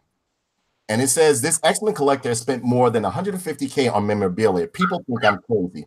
When Eric Jaskolka was 19, and I've been collecting way before that, he made a discovery that would change his life, X-Men Comics. It was his former Sunday school teacher, then the owner of a local comic shop in Lincoln, Nebraska. Nebraska? Mm-hmm. Oh, Nebraska, who first introduced him. Hey, you might be interested in X-Men, he said, steering him towards the Marvel Comics tales of superheroes and genetically mutated humans born with extraordinary powers. Right away, Jaskolka recalls he was sold. What got me into specifically X-Men is the tie with X-Men and Judaism and the Holocaust. The Professional explains there's a lot of themes throughout as far as mutants being put into camps or mutant registration acts, but today it represents all of those who are different or being ostracized. And in my life, I've had that time. You get picked on, so it's also kind of rooting for the underdog. Today, 30 years into his obsession, Jaskolka has about 9,500 comics, 500 statues, and 50 action figures in his collection, which he spent about 150,000 on, and which is now worth well over. That's honestly, I know I spent well more than that in my collection. No lie. And that's different collections. I've spent well over that. Well over 225,000. I have over 20,000 X-Men items, comic books, action figures, statues, bobbleheads, stuffed dolls, lunchboxes, Wolverine sneaker snappers from the UK, mask costumes he shares. Do I ever get rid of anything? No. Jaskolka, whose favorite X-Men character is Wolverine because he's fighting between his two sides, man versus animal, has held the Guinness World Record for the largest X-Men memorabilia collection since 2012, back when he had 15,400 items in his holdings. His treasures are kept in a dedicated room in his basement, measuring 18 by 24 feet and filled to the brim. The first rule is look, don't touch, he warns. People think I'm crazy. I think I'm crazy, it says. And it further goes on to talk about his collection and stuff like that. But see, this goes to show you how out of touch a lot of people, or like certain people, are when it comes to collectors. Kenny, you're not going to tell me you haven't spent well over in your lifetime, well over 150,000. Oh no, it's easy. No, easy. That's Easy. My first shit in my childhood, my mother and them like that spent well. I would say like buying me action figures and shit. Like spent at least like what I would say like from the age of, because my mother got me into collecting. She first got me what was it, Pulsar and Hypnosis and all sorts, and G.I. Joe with the 6 wheels and Bullet Man and stuff like that. And she would buy me action figures along with my grandmother, and everybody else would buy me action figures well up until when I was like 13. And then from there, I started buying it on my own, especially when I was hustling and working and doing all that other shit. That was nothing. Hell, I remember some weekends I would spend like $1,000 on action figures and toys. And easy, like yeah. Exactly. It goes so quick. Yeah. Yeah. Sure. So like, I mean, like, I appreciate his collection. I think it's beautiful. I love to see other collectors, but like when they just go into the financial aspect, every collector has spent way more than 150,000 within their lifetime, even up in within their lifetime in action figures or memorabilia, whatever the case may be. You had some, I remember it was a statue I had purchased that ran me about like what? How much did that shit run me for? Like this one statue, I think it was a Bowen statue. Ran me about like, I think that one's like 5 and some change. Easy. I spent it on I think the what was that? The Devastator action figure I have. The recent one I got, I think that one cost me like 4 and some change. You know? The Takara one. Yeah. So I mean, like it's nothing to if that's part of, you know, like it's part of the craft. It's what comes with it. It's what comes with collecting. Especially your high end, Jesus. Oh my God. That last Tarn I got, Tarn was about roughly five and some change. Exactly. Easy. And if you want the whole set and want the whole, you know, so on and so forth, like honestly, that whole back wall he has right there, that's nothing for me. That is absolutely nothing. I have storage cases in my basement of stuff that I had to put away because I don't, you know, it's no longer, you know, appealing to me, or it's dated or whatever the case may be. But I've like, this is nothing. I got storage of stuff down in the basement. Like, that's just like, Unbelievable. Unbelievable. So I mean, like, I love the fact that they took us collectors into a aspect, but I mean, 150,000 ain't shit. That ain't nothing. That ain't nothing. Not saying I spent it all in one whop, neither did he, but that's nothing. Throughout my lifetime and collecting, and it's not like I just collect X-Men or whatever. I collect Transformers, G.I. Joe, He-Man, whatever the fuck else I like, everything. All that shit. Oh yeah. I don't know. What are your thoughts on it, Kenny? Pretty much the same thing, man. It's really easy to just spend that money and watch it go like that. Yeah. That's really nothing. Yeah. What are your thoughts Great on it? collection. I mean, it's cool looking shit there. Yeah. Mika. In a sense, I can relate. Like I don't collect action figures, but I do collect vinyl, and I do understand the money that accumulates when you buy that shit. And you know how they'll lure you on certain sales sometimes and shit like that. They'll be like, "Oh, look, get this off with eBay. We'll give you $10 and this, that, and the other." And you start doing the calculations, and then you find somebody else selling, all sorts of shit, man. You like buy a Hot Toys figure, dude? Oh, exactly. Tell them I buy about the Hot Toys, motherfuckers. Yeah, you're going to 400, 500 pop. Mm. I probably paid about close to seven just to get my little Tyson Chapel thing customized myself, buying parts and shit and crewing them. Absolutely. Absolutely. Absolutely. So I mean, like, yeah, we're gonna close off on that great that story rather. Well, great going, Jaskolka. Omega Red, fantastic. Keep collecting, brother. And next up, we are going to talk about Mark Hamill is going to play the new Chucky or voice the new Chucky. But you know what? I wouldn't mind it. The OG voice though. I do. But you know what? I think that guy's gotten. But then again, Mark Hamill's old too, so I don't know. I don't know. I hope Chucky doesn't have the dentures whistle because that's a sad thing that happens to an older voice actor when you. Yeah. We got some comments over here. Fierce Play says, all these German websites, he's going to probably, getting into hentai territory. Is Martin in here? Yeah, and he was talking in terms of Batman. Yeah, he does kill. And Fierce Play says he is absolutely right. Batman is fucked up and has killed. Yes, he has. Batman has killed. A lot of, again, we're not even going to get back to Batman, but at the same token, the guy's a murderer. Trust me when I tell you, he's a psychopath. So, I mean, we got a topic over here about Mark Hamill is a new Chucky and Child's Play at Nerdist.com. And it says, on the Saturday night of WonderCon, Mark Hamill announced he is the new voice of Chucky for the Child's Play film reboot. Watch the announcement video. Can't watch it. Toys have changed over the last 30 years. Back in the 80s, the only thing you had to worry about was whether or not a serial killer transferred his soul into your good guy doll. It was a simpler time. Now, as the first season for the new Child's Play reboot shows, we've got to deal with Chucky dolls with artificial intelligence, as if they weren't scary enough already. The first look at the film is half commercial, half terrifying promise of what's to come when Karen Barclay, played by Aubrey Plaza. Oh, Aubrey Plaza. I love her. I like Aubrey Plaza, too. I loved her from Parks and Recreations. Gives an AI buddy doll birthday gift to her son, Andy, Gabriel Bateman. While this teaser doesn't cover exactly how the dolls of artificial intelligence leads into becoming a killer, it does offer a few hints of how much carnage this whole mess will lead to, and we can see the bodies really start to pile up. And in true Child's Play fashion, the looks to include some pretty gnarly, even funny death scenes. While still very much feeling like Child's Play movie, it's clear the film is really leaning into the modern fear of what could go wrong when we lean too heavily onto the artificial intelligence gadget. But below, we have previously released commercial or the Castlin Corporation, where we see the spokesperson talking about their new buddy doll, also focused on the toy's incredible advancements.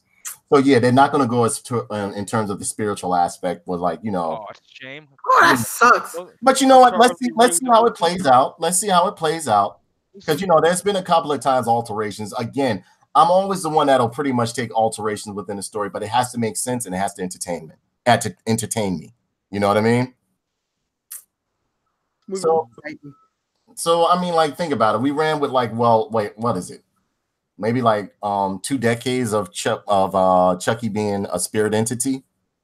You know what I'm saying? So I mean, like, let's just try and see how it does. If the gore scenes are good, if it makes sense, whatever the case may be, I'll tolerate the change. But you know, it should be interesting. I'm going to go see this for the simple fact of I want to see how Mark Hamill pulls this off, how he sounds, because he has a very striking voice, a very, how can I say, very go ahead.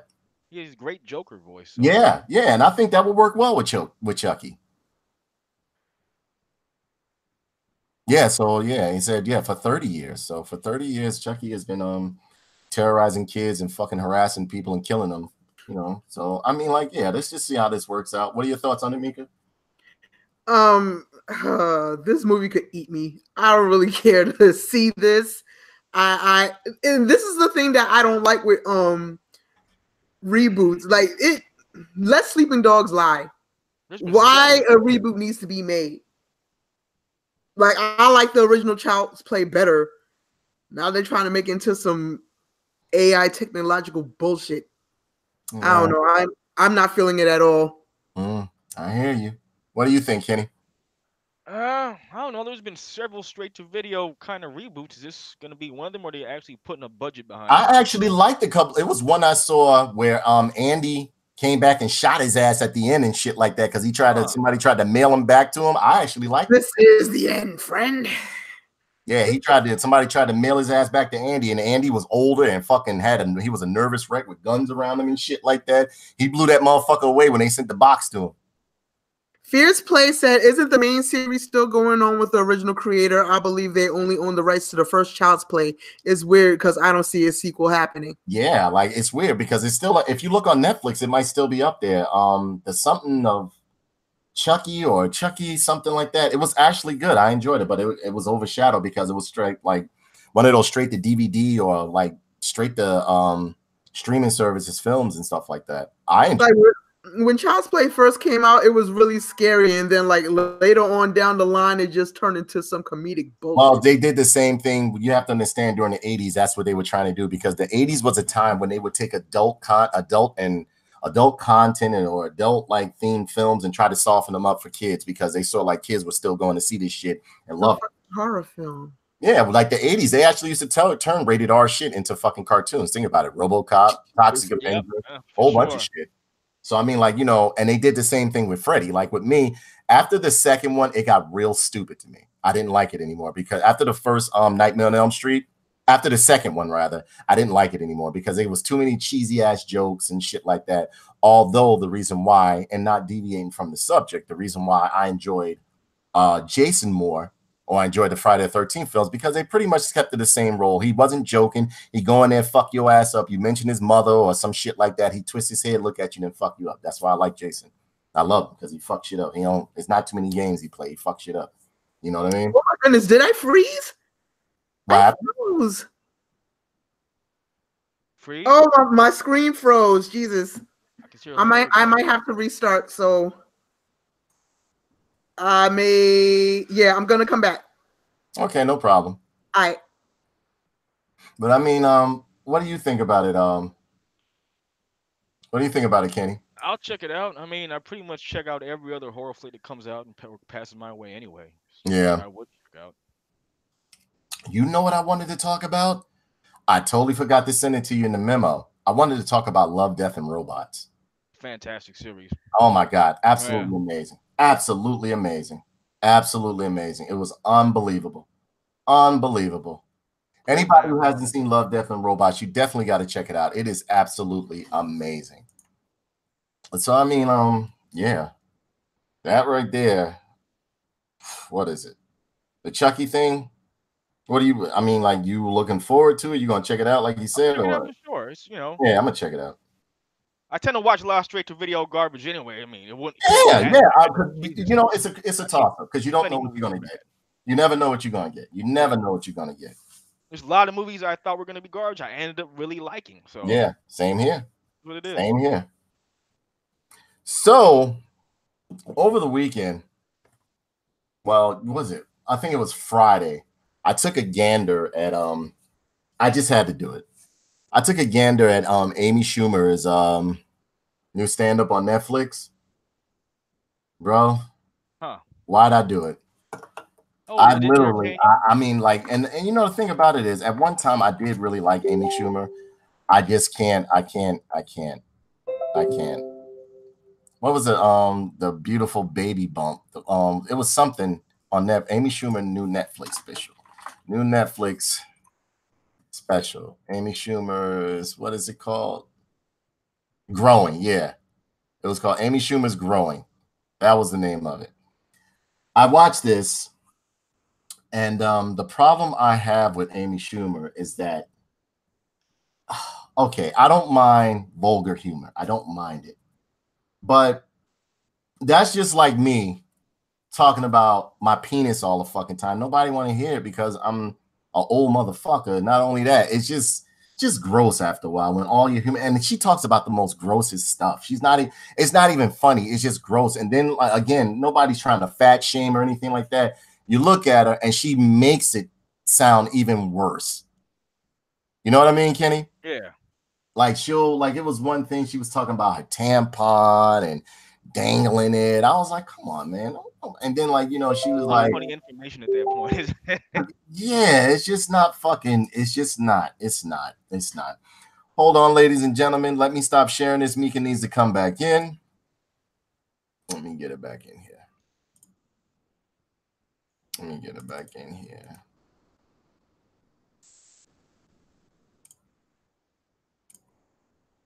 There we go. And she should be coming back in here in a second. But yeah, I wasn't digging this at all, man. This was ridiculous, man. I was like, why? Like, it was just nasty. Like, just nasty all the way around. Like, then she started talking about, like, what I really didn't like is that she started doing this thing, and you can tell, like, she's trying to go with whatever's popular at the time. Oh, y'all talking about this hoe? Yeah, we're talking about. Did you watch this new Amy Schumer? I don't care too much for her. I really don't. I never found her funny. Yeah, at one time, I used to find her funny. I used to actually find her kind of cute in a certain way. You know what I'm saying? Yeah, you actually did say you wanted to, you liked her. Yeah, I can't stand it. I don't like her at all. I don't like her at all. And her comedy is just like so wash, rinse, repeat. When she feels as though she's not getting enough laughs, she ventures into just talking about how nasty her vagina is. She's a gross comedian, but not even one that you find appealing. Honestly, to get that type of comedy off, you have to be somewhat attractive. And I'm not calling her ugly or anything like that. She's not. But she goes out her way to tell you how gross she is. And so it doesn't make the jokes funny. It just makes you think and picture this stuff. And then you're like, oh my God, this bitch is just absolutely disgusting. It's not even funny. And then what I really didn't like is that she went into this whole big spiel about men not being able to do this, men not that, men. And you saw where she was going with it. She's a feminist comedian, man. Yeah. Because there was rumored that she would sometimes use other comedians' content. Yeah, I heard about that too. Everybody, and you had a couple of I think 2 comedians sued her. Like, you know what I'm saying? Like, yo, she stole a sketch from Mad TV, if I remember correctly. Yeah. So, like, yeah, I wasn't digging it. I mean, maybe you might like it, maybe you guys might like it. Me myself, I didn't like it at all. I thought it was tasteless. And I mean, like, the leather special already left the last one she did, which was a leather special or something like that, already left a sour taste in my mouth because it was just her being vulgar. It wasn't even funny. I know some comedians that can be vulgar, but still have comedy within this shit. Like, her shit is just disgusting. The whole, like, this one right here, the growing one, was disgusting. It was, congratulations on her pregnancy and everything like that, but it was tasteless and disgusting. I didn't like it at all. And I was a big fan of Amy Schumer back in the day, but I don't know. I don't know. I think she's trying too hard. She definitely is. And with that, you can definitely tell. To me, I feel as though Netflix gave her this as like a final farewell or like a mercy show or whatever the case may be. And it was just horrible. It was a wreck. And I guess like the pregnancy was supposed to make everybody warm up to her, and it did nothing. It did absolutely nothing. So if you want to check it out, you can, but no, not for me. Not Not for me recommended, at all. huh? Pass. No, not for me at all. I You're give not that gonna give it shit, any pins. yeah, I get that shit ink. I get that shit leaky ink all in a fucking brand new fucking Carhartt fucking shirt. I thought it was gonna be dry ink. Nah, this shit was horrible, man. It's one of those. It's like as she's telling jokes. You ever had something happen to a friend and you felt embarrassed for them? So Yes. you just be like, All the oh, time. Yes. man. Yes. All the time, actually. Yeah, it was one of those things where like you were like, oh man, this is. You know what I'm saying? So I mean, like, don't check. I mean, I'm not gonna, I'm trying not to influence people to just say what they want to or whatever the case may be, or like influence them to watch the film or not watch the film. But I mean, this is coming from me. Unless you're a deep or like a honest Amy Schumer fan, like I was, I gave this last one a try, and I'm done. I'm done. So I would suggest you skip on this one yourself, unless you're an Amy Schumer fan. So moving right along, the right here, the Batman Hush movie, animated movie, is supposed to have a great cast and so on and so forth. And me myself, if anybody's ever read Hush, the Batman series Hush, it was absolutely amazing. Absolutely amazing. I don't know, I don't want to spoil too many things because some people have not read the Hush series. You ever read the Hush series? No, I've never read it. Oh my God, it is absolutely amazing. It is absolutely, even by today's, the reason why the Hush series stands out the most, up there with the Killing Joke in terms of Batman books, is because it was a very messed up story. It was a very dark story. So I mean, like, yeah. And it says here over at IGN.com, Hush movie exclusive first look photo and voice cast news. Jason O'Mara reprises his role as the Dark Knight in the animated DC film. IGN has the exclusive scoop for you on who's playing in the Batman Hush, the next DC Universe original film from Warner Brothers Home Entertainment, as well as a brand new first look photo from the feature-length animated feature film, coming to Blu-ray, DVD, and digital this summer. Batman Hush is inspired by the acclaimed 2002-2003 storyline written by Jeff Lloyd, penciled by Jim Lee, inked by Scott Williams, and colored by Alex Sinclair. Batman Hush centers around a mysterious new villain known only as Hush, who uses a rogue gallery of villains to destroy Batman's crime-fighting career, as well as Bruce Wayne's personal life, which has been further complicated by a relationship with Selina Kyle, Catwoman. The film brings back many DC Universe original movie veterans, including Jason O'Mara, who reprises his role of Batman. O'Mara is joined by Jennifer Morrison as Selina Kyle, Jerry O'Connell as Superman, Rebecca Romaine as Lois Lane, Rainn Wilson as Lex Luthor, Sean Mayer as Nightwing, Bruce Thomas as Jim Gordon, Stuart Allen as Damian Wayne, and James Garrett as Alfred. Homeland actor Maury Sterling voices the key role of Thomas Elliott. Rounding out the cast are Jeffrey Aaron as Riddler, Vanessa Williams as Amanda Waller, Jason Spisak as Joker, Adam Gifford as Bane, Peyton List as Poison Ivy, Dachi Alessio as Lady Shiva, Peyton List as Batgirl, and Tara Strong voices Reporter. Behind the scenes, Batman Hush is directed by Justin Copeland and written by Ernie Altbacker. Executive producer are James Tucker, Sam Register, and Benjamin Melnicker, and Michael Olson. The creative team, who also includes producer Amy McKenna, co-producers Alan Burnett and Jim Craig, and character design Phil Barraza.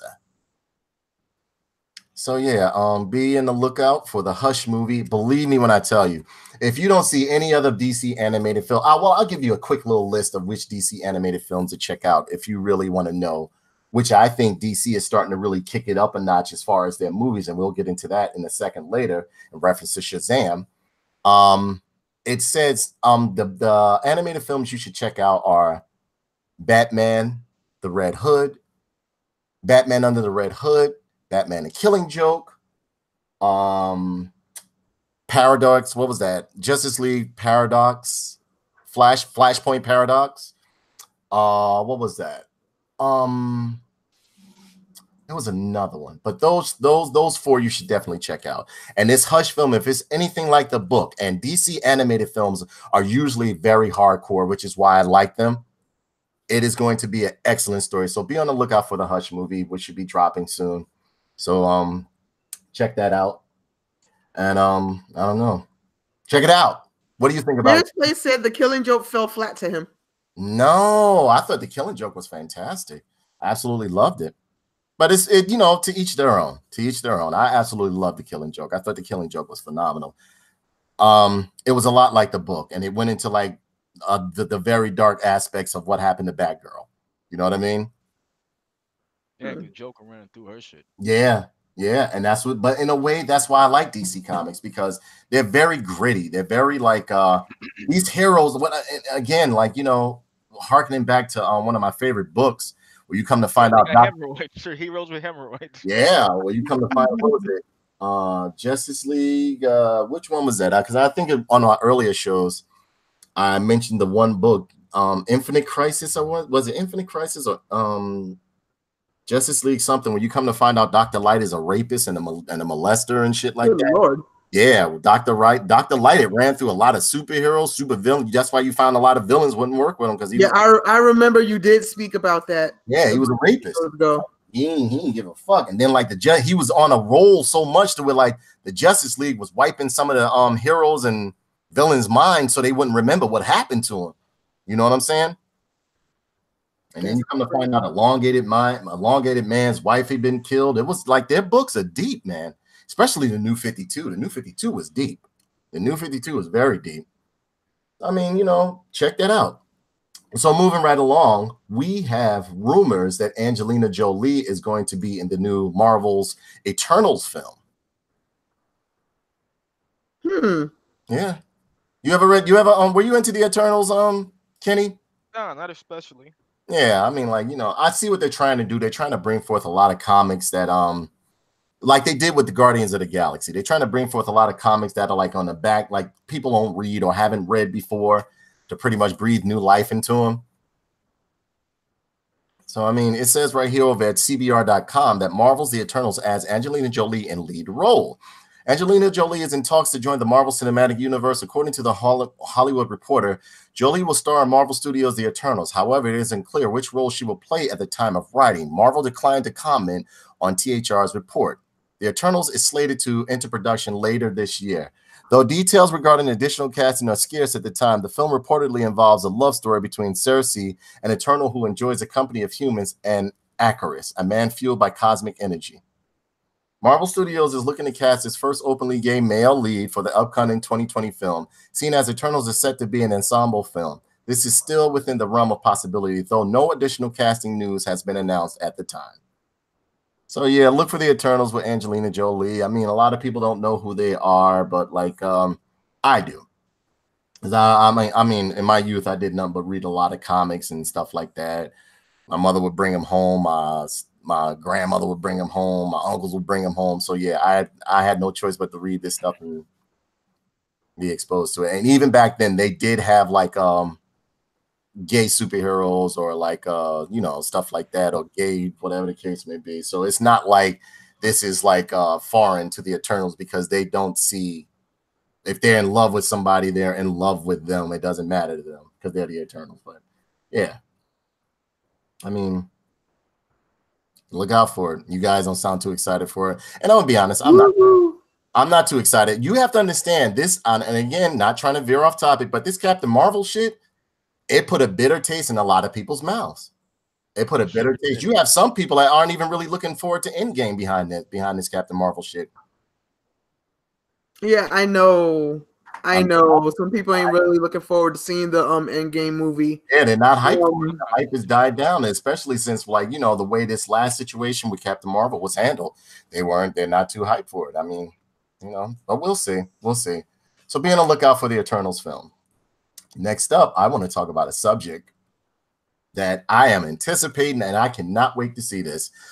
And it says over here at CBR.com that Shazam earns an electrifying Rotten Tomato score. From people who I've known that have seen it, they say it is absolutely amazing. It's a fun film. It's not a lot of social politics pushed into it.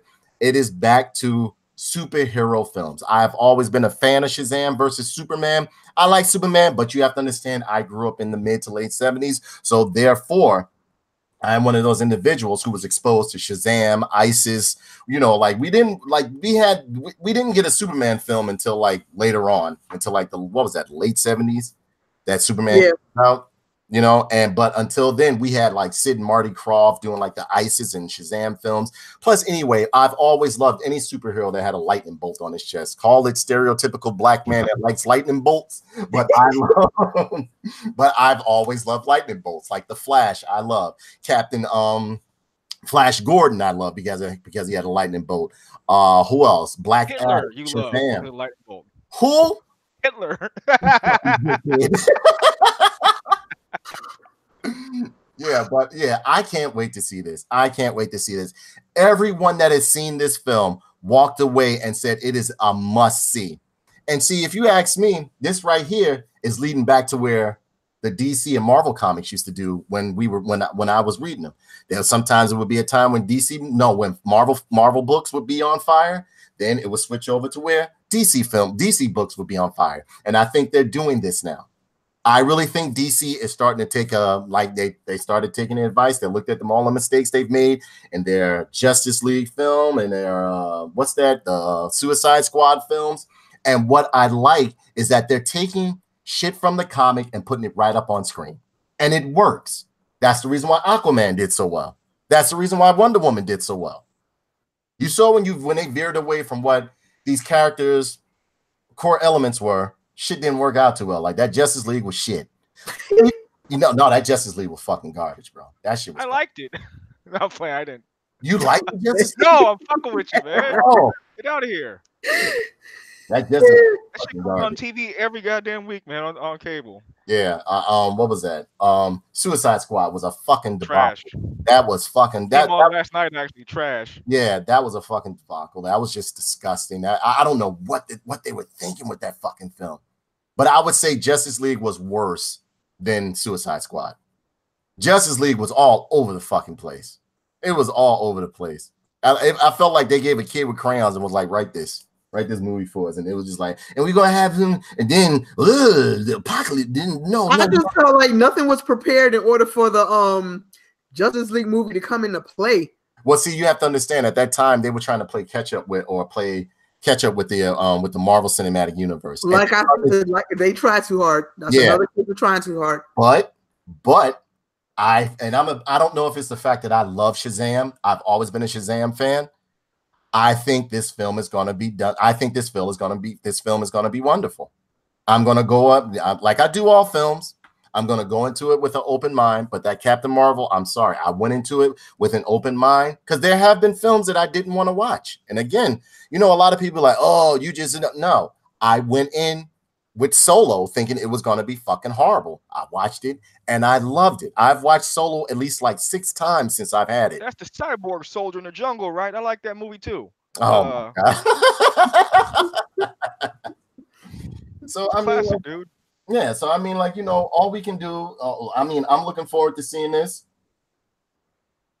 And I'm hoping it does well. From what I've seen in the reviews I've read, because I'm not going to watch anything on it. I want to go in there. Like, I just wanted to know people's reviews. And a lot of people the people that are reviewing it, they're not giving spoilers. They're saying, go see this film. It is amazing. It's fun, which is what a superhero film should be. And what I think is that with this right here, it's also DC showing like, yo, yeah, we can tell a dark story, but we can also add some humor to it. And anybody who knows Shazam knows that his biggest flaw or his biggest weakness is immaturity. It's because he's still a boy, even when he turns into a Shazam. But he's learning. You know what I mean? So with that, I can't wait to see this. As soon as it releases, I'm going to be on the first thing. Yeah, it comes out April 5th. Yeah, right after my birthday. So I can get my drunk ass. I'll be like, I'm going to see Shazam. So yeah, be on the lookout for Shazam. I mean, I think it's going to be wonderful. And again, I'm going to try to go in this unbiased because I love Shazam. I've always loved Shazam. I got action figures of Shazam. I read all his books and shit like that. I'm glad to see that he's being done his just due. And if DC keeps this up, man, believe me when I tell you, they could take Marvel's spot. The MCU spot, because everybody be like, oh, the MCU. I said, no. They're starting to mess up a lot here lately. They're starting to mess up a lot. So I mean, yeah, they dropped the ball with Captain Marvel. Big time. So yeah, be on the lookout. We will definitely be doing the show as soon as this drops. And the matter of fact, that night that I see it, I might, or that day that I see it, I might just come and do a quick show with you guys if you want to do it with me. You know what I'm saying? Okay. Let you know how it turned out. Okay. Oh yeah, I mean Captain Marvel for the win. Next up, we have Godzilla King of Monsters, and they're talking about doing I'm making a whole universe, just like the old Toho series was. I think they should. In that bitch. They should. I hate to say this, and I guess it's because World War II all over again. You know what you're gonna say. Yeah. Yeah, we dropped the bomb on them one more time, didn't we? How do you allow their biggest icon, their major icon, or their major mascot, Godzilla, to be just taken by the US and done better? Because that last Godzilla, what was it, Shin Godzilla? Crash, you mean? Fucking disgusting. It was fucking horrible. And I wanted to like it. I wanted to like it so bad. Oh, we got a comment over here. He said that's true. I'd rather see Shazam and King of the Monsters, the Avengers, and then the Avengers Endgame. See, a lot of people that last Captain Marvel shit left a sour taste in everybody's mouth. I really believe Disney should have just left some of these franchises alone, especially Star Wars. Phil's face said, "Oh my God, that was bad." Yeah, that Shin Godzilla was absolutely horrible, and I love kaiju films. So it says right here over at GodzillaMovies.com, Legendary wants the MonsterVerse to continue at the Godzilla vs. King Kong in 2020. As far as we are aware, the MonsterVerse was going to include with Godzilla vs. Kong next year due to the fact that Legendary Pictures' licensing deal with Toho would expire. However, a recent interview with Legendary executive Alex Garcia has revealed that if the next two films, Godzilla King of Monsters and Godzilla vs. Kong, perform well enough at the box office, the MonsterVerse will have a significant future still in Hollywood. Fan site Toho Kingdom had a chance to pick Alex's brain on the matter during a Godzilla 2 set visit. The official answer is they could have made him a little bit more bulkier right here. It's one brick at a time. Each piece has to be as good as it can be. So right now it's all focused on this Godzilla King of the Monsters versus Godzilla versus King Kong. But could there be? Yeah, that's the hope if the movie turns out really well. It's been debated and speculated upon since 2014 that if the MonsterVerse quadrilogy performs well enough, that Toho will continue to open up licensing opportunities with Hollywood. They better, because they done fell off the fucking wagon as far as doing Godzilla. The last good Godzilla film they did was, what was that one? Godzilla Destroy All Monsters, All Out Attack, where he just went from one fucking country Final to War. Yeah, Final War was fresh. Yeah. Mm-hmm. Although Toho had their own plans for Godzilla in the works, the release of Shin Gojira proved that more than one iteration of the box office titan can be in circulation at the same time. Not to mention, why wouldn't Toho wish to profit off another studio putting in the work to produce high-quality Godzilla films? Exactly. That's how a businessman thinks. And it accelerates the brand and keeps Godzilla relevant. We're very excited to see what comes out of the MonsterVerse. Hopefully, King of the Monsters and Godzilla vs. Kong perform well enough to secure future films. As we learn more, we'll be sure to keep you updated. If you're a fan of Godzilla and looking for an exclusive online community, so you can join them over at GodzillaMovies.com. This is great to hear. I love Godzilla. I've always been a Godzilla fan since my childhood. My parents, my aunts, and uncles, we've all been kaiju fans. So is my mother. I think one of my favorite classic Godzilla films that stuck in my head well into my adulthood was Godzilla versus Hedorah, which is a smog monster. Remember versus a smog monster. I liked it because it was so fucking gross, because he was at the end, you see him digging the A's out of him, and that smog monster spit some toxic shit in. Again, that's another thing that influenced me, like having acid burn shit and back to that shit in Godzilla eye and burnt his eye and shit like that. And it was a nasty movie. He was laying tar shit on motherfuckers. They was dying, burning up, all that shit. And then they did do you remember that movie, Kenny? Yeah. You remember that movie, Mika? Godzilla smog monster. Remember they did the imagery where they showed the smog monster taking over Japan, and he just slimed up the fucking hill of Japan and then stuck the flag and said it was like a little mini cartoon.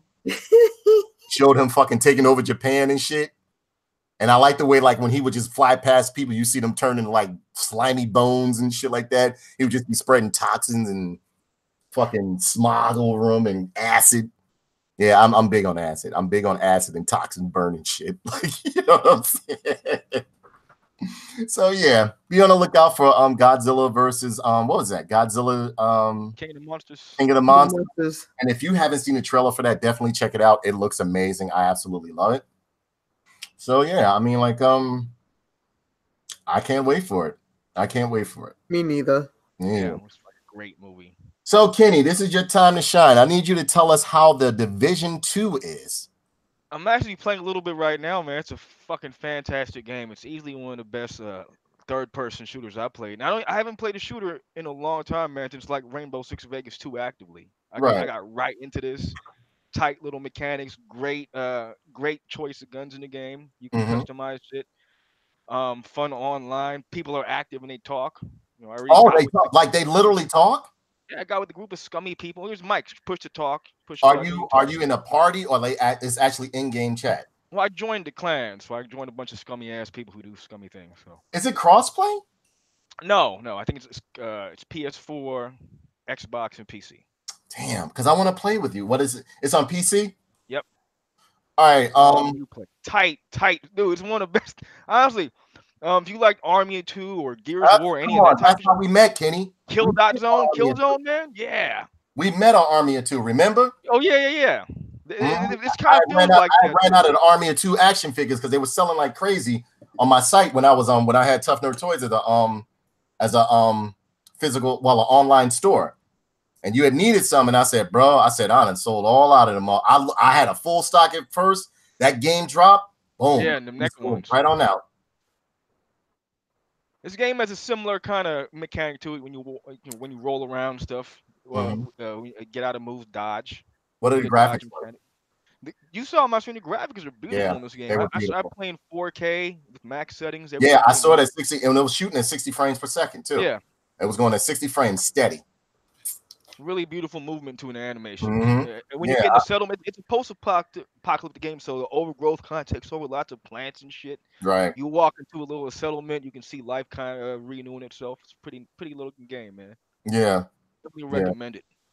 Yeah, so I'm definitely gonna check that out. I'm gonna grab that up. What would you give it on a rating? How many nerd pins would you give it? Oh man, give it the full pocket already. Oh, fantastic. That's good. Because no, I was watching your whole Sekiro. I mean, honestly, I have Sekiro, and I really want to play Sekiro, but I've been really into this shit.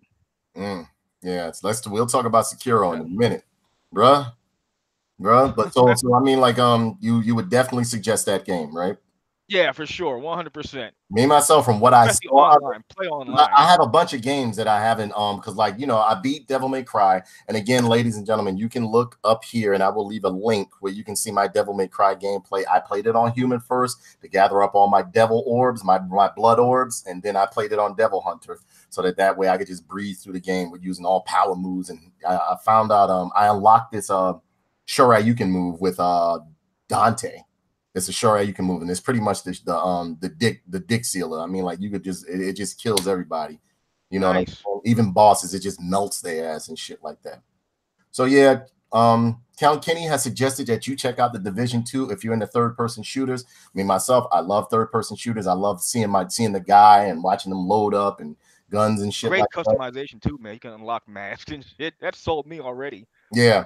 Yeah, and I saw him. He had like this one mask. Remember I was on the stream. I said, put that one with the teeth on. It was like all sharp ass teeth, and one eye. Was that the one with one eye was exposed and shit with sharp teeth or some shit like that? Yeah, it's the Phantom mask. Yeah. I like that one. I really like that one. So I mean, like, check it out, ladies and gentlemen. Pick it up. So I mean, like, moving right along, we are going to talk about this game called Sekiro. Shadows Die Twice, right? Sekiro. I love challenging games. Most of the games you will see me play, like me myself, a lot of games that people won't play, I play. because I love Cuphead. Cuphead is a very challenging game. People may say it's for kids or whatever the case may be. That's just them giving an excuse for not wanting to play it because it's hard as fuck. Believe me when I tell you. And Sekiro is pretty much like that. Sekiro is a very beautiful game, wonderfully done. Just when you think you have the hang of that game, you don't. Wait till you get to a boss, you're dead. I have one stream up here that I might even edit because I was dying so much, but that's the beauty of the game. You just when you think you have the game down pat, you don't. It's all about quick time, quick reaction, parrying, dodging at the right time, reading your opponent's movement and stuff. It's almost like having a fight in a way if you're a professional fighter. You have you can't just go and swinging. Nah. Sometimes it's some bosses you fight, you got to watch their movement and shit like that. Yeah. Dip and dodge them for a minute. You be like, okay, I see an opening on this motherfucker. And you're going to die. Anyone who tells you they made it through their game on the first try, like without dying, they're fucking lying. They are lying. You're going to die. You're going to die. Me, myself, I'm determined to beat this game.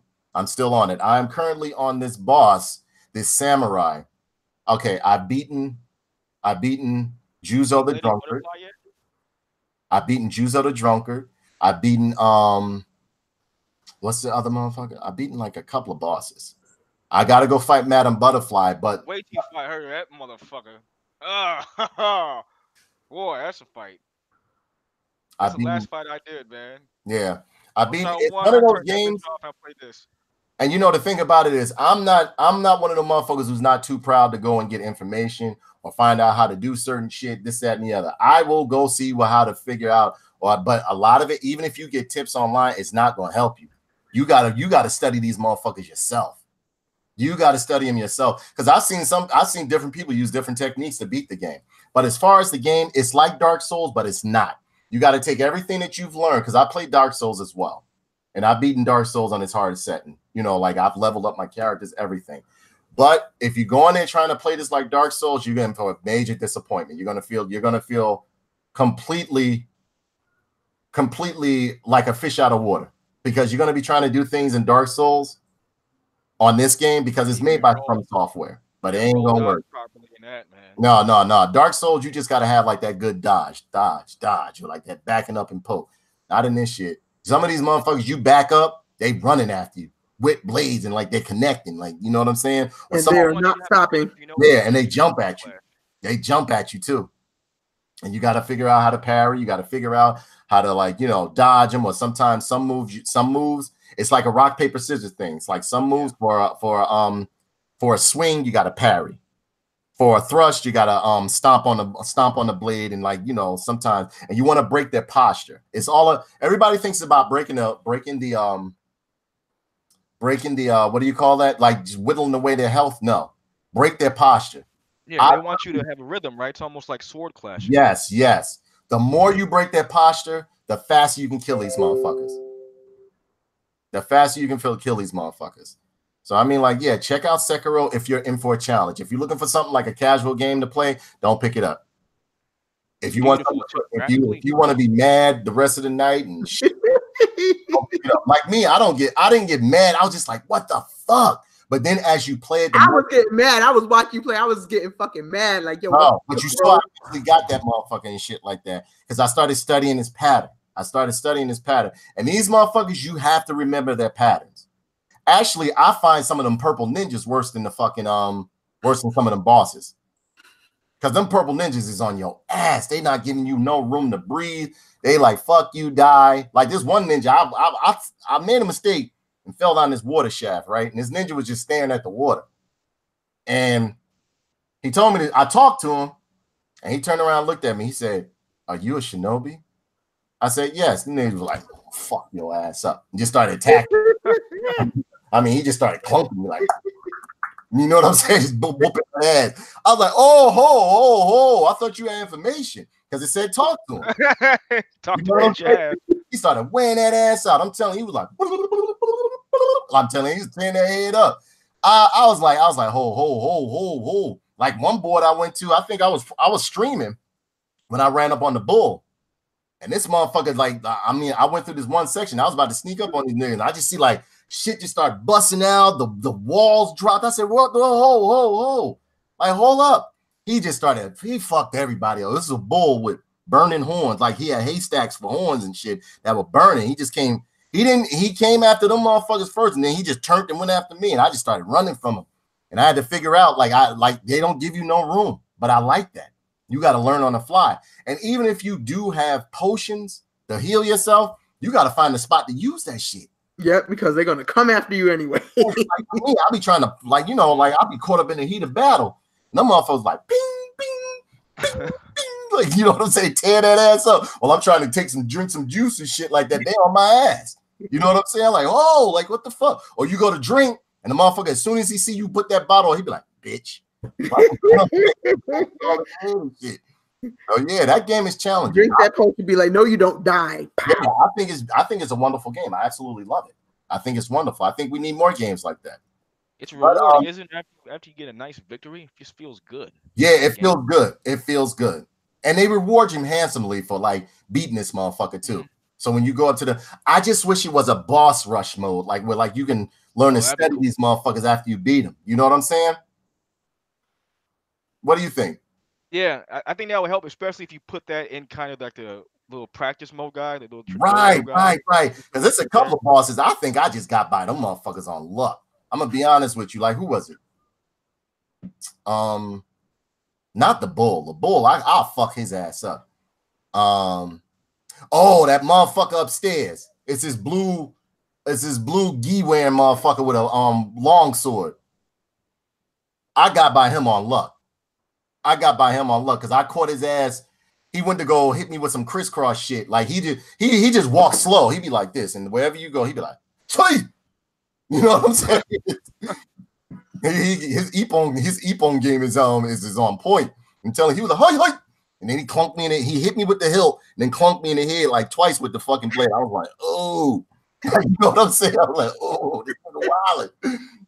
So then I used a couple of potions, and I used some candy that made me fucking like aggressive as fuck, and he couldn't handle like the way I was wailing on his ass, because even when I was swinging with it, it was tearing that ass up. It was putting his posture off.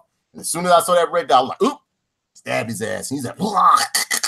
I was like, that was my mistake. You know what I'm saying? That was my mistake. But yeah, check out Sekiro. Sekiro is a beautiful game. Beautiful game. Very challenging. You're not going to beat it in a day. You're not. Even the most seasoned of like game players are having issues with that game. But I have seen people speed run it now, because once you go through it, you learn all the tricks of the trade and so on and so forth. That shit? Yeah. Fantastic. Yeah. So I mean, like, it's a wonderful game. I'm enjoying it. So we got a little bit of toy news that we're gonna run through up here. Oh no. We're gonna talk about the rumored Resident Evil remake that they have. Resident Evil 3 remake. If it's anything by that, like that Resident Evil 2, I don't want shit to do with it. I don't want shit to do with it. Because I'm sorry, I'm tired of shooting fucking zombies in a fucking head, and their head just wobbling around. But then I shoot them in the knee, shoot them in the leg 3 times, they go down. No ground executions. Like, if you're gonna bring this game up to today's standards, it should have ground executions. It's a beautiful game. But I mean, like, that hit detection on them fucking zombies is fucking horrible. So over here at comicbook.com, it says rumor Resident Evil 3 remake release date leaked, not being developed by Capcom. The rumor mill is hard at work once more, especially when it comes to the Resident Evil franchise. Resident Evil 8 seems to have received a bit of attention lately, and now it looks like the unannounced remake of Resident Evil 3 is getting a bit of the same treatment. After the success of the amazing Resident Evil 2 remake, it would almost be foolish not to move forward with a remake of Nemesis. That said, if a recent leak is to be believed, it looks like the remake is happening, but it might be in development by a studio that is not Capcom. Yay! Gamer, a fairly well-known Resident Evil leaker, the Resident Evil 3 remake could be arriving as soon as January 2020. However, they note that it might not end up being what fans are probably expecting. It's not being made by the same team that made Resident Evil 2 remake. In fact, it's not even being internally developed by Capcom Division 1 at all, they said. Just before they reveal who is in charge of the Resident Evil 3 remake, they decided to save it for another day. They do mention, however, that the studio in charge is very interesting, which is rather intriguing itself. Do they not actually know who is who is developing the upcoming remake. Of course, this is all rumor at this point and should be treated as such. We anticipated the need for the same amount of salt as the Resident Evil 8 rumors, which you can read all about right here. It will surely be interesting to see how all of this plays out, especially if Capcom does not intend on making the Resident Evil franchise an annual thing. Until then, we'll just keep on enjoying all of the Resident Evil 2 remake goodness, which you can read all about in our previous coverage. What do you think about all of this? Do you believe Capcom? I could care less. I don't. That honestly, that last one left a sour taste in my mouth. And people keep telling me, "Oh, you're supposed to run for some of the enemies." Oh, bruh. I didn't do it in the other Resident Evils. I actually went through the other Resident Evils with a knife before. So I mean, don't believe me? Check my achievements. I'll post them up. So I mean, I don't want to hear shit. I don't understand what people are talking about. That it shouldn't. That's part of the horror aspect. No, if I shoot a zombie in the head 8 to 9 times, what the fuck? There's nothing left. With a shotty though, man. Yeah, like you saw, like literally up close, point blank. This motherfucker. Okay, you get back up, shotgun. Okay, all right.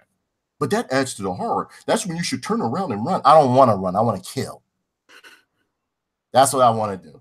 That's exactly what I want to do. So fuck Resident Evil 2 remake. I don't give a fuck what the fanboys say. That shit was bad game development, poor game development. Just them wanting to just like make a quick buck and shit like that. I think all the money went into their graphics. I think all the money just went into their graphics with that game. Because to me, I didn't like the fact that when these motherfuckers laying on the ground, you cut them like just cutting them. Like it should be an execution animation or something like that. Who the fuck wants to bend over? I'm not cutting nobody. If I see something on the ground like that, then it just attack me. I'm not just gonna keep swiping it. Like, it is a pretty game, though, isn't it? I mean, it's a beautiful game. Absolutely beautiful. I love the way the story plays out, but I just don't like them gun mechanics. The knife is actually stronger than the gun. You know that? No, watch my. I'll link it up here. And then on top of that, Claire's story was better than Leon's story. Absolutely, better costumes too. Yep. Better costumes. I literally will show you where I beat Wesker, where I was in the steam room or like in the what is that? Like the boiler room area with a knife. I just went around him, just cutting him. And he was like, ugh! And then the cutscene comes where he fucking just falls off and shit like that. I did nothing but stab this motherfucker. I stabbed him. I like my Peruvian lover wanted to rock me to death. I did nothing but stab him to death. Somebody got rocked to death. So Wesker, what's his name? No, not Wesker. What's his name? What's the guy's name that did the G virus? What was his name? Whatever his name was, Dr. Something. Dr. Birkin. I literally rocked him to death with the knife. I rocked his ass to death and he just died with the knife. All I did was go around him in a circle, just cutting his ass on some butter shit. And he died. No guns needed, no nothing. Just cut him to death. So I mean, I hope they do a better job with this Resident Evil 3 remake than they did with the what's the name? And they did with Resident Evil 2.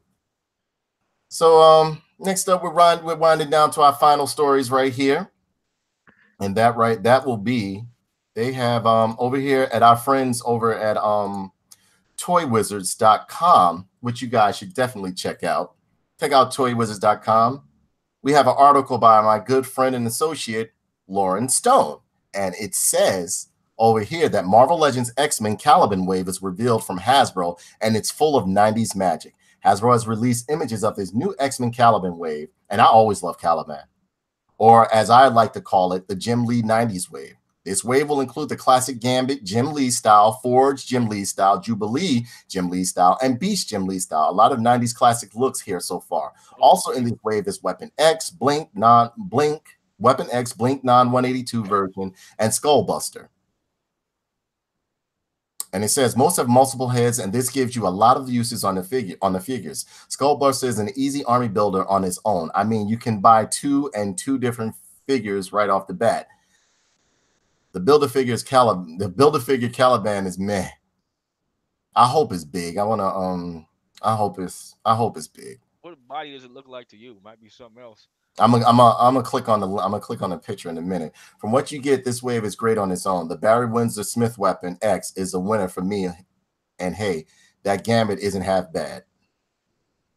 Let's see what he looks like. He doesn't look bad. He doesn't look bad. I'll see what he looks like once I get him in hand. This is the Deathlock build, but I don't mind that Deathlock build at all. That's actually exact. Yeah, that's a good figure right there. I like that head sculpt too. That head sculpt is nice.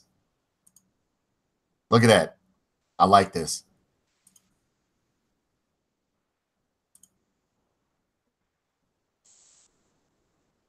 But they've done a Jubilee already. They had a Build-A-Figure Jubilee, remember? It's the same one. Nah, this one's different. Like no reuse parts, huh? What? That's, at least that's good. No. I like the glasses they put on. I like the eyebrows and the glasses they did. The way they did the glasses. Yeah. Forge looks sweet. I've always liked Forge. Looks good, actually. Yeah, that Forge looked nice. I'm digging that Forge. Yeah. That Forge looks nice right there.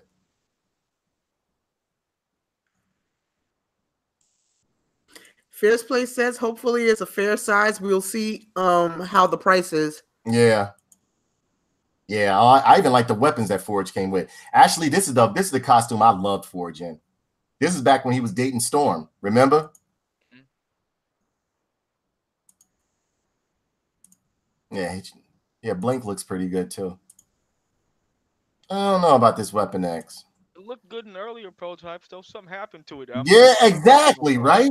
Something happened to it. I can't put my finger on it. Yeah, oh no, that looks horrible. Something happened to that thing, man. Yeah, that looks horrible. That looks all right. Like that last shot looked all right. Well, when I get it in hand, I'm gonna bust this bitch open on camera, and we'll be the judge of that shit.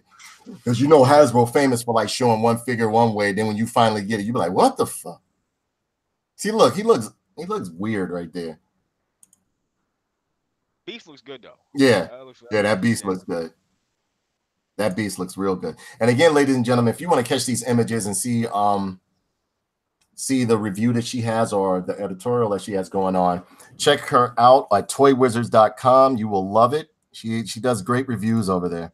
Depending on how big that Beast is, they should reuse that for a Sabretooth. Yeah, because I didn't like this. Honestly, they did an X-Men wave, and I didn't like this Sabretooth. Too skinny. That's the same jacket that they got on Punisher, that they got on Multiple Man. Yeah. You know, it doesn't look bad.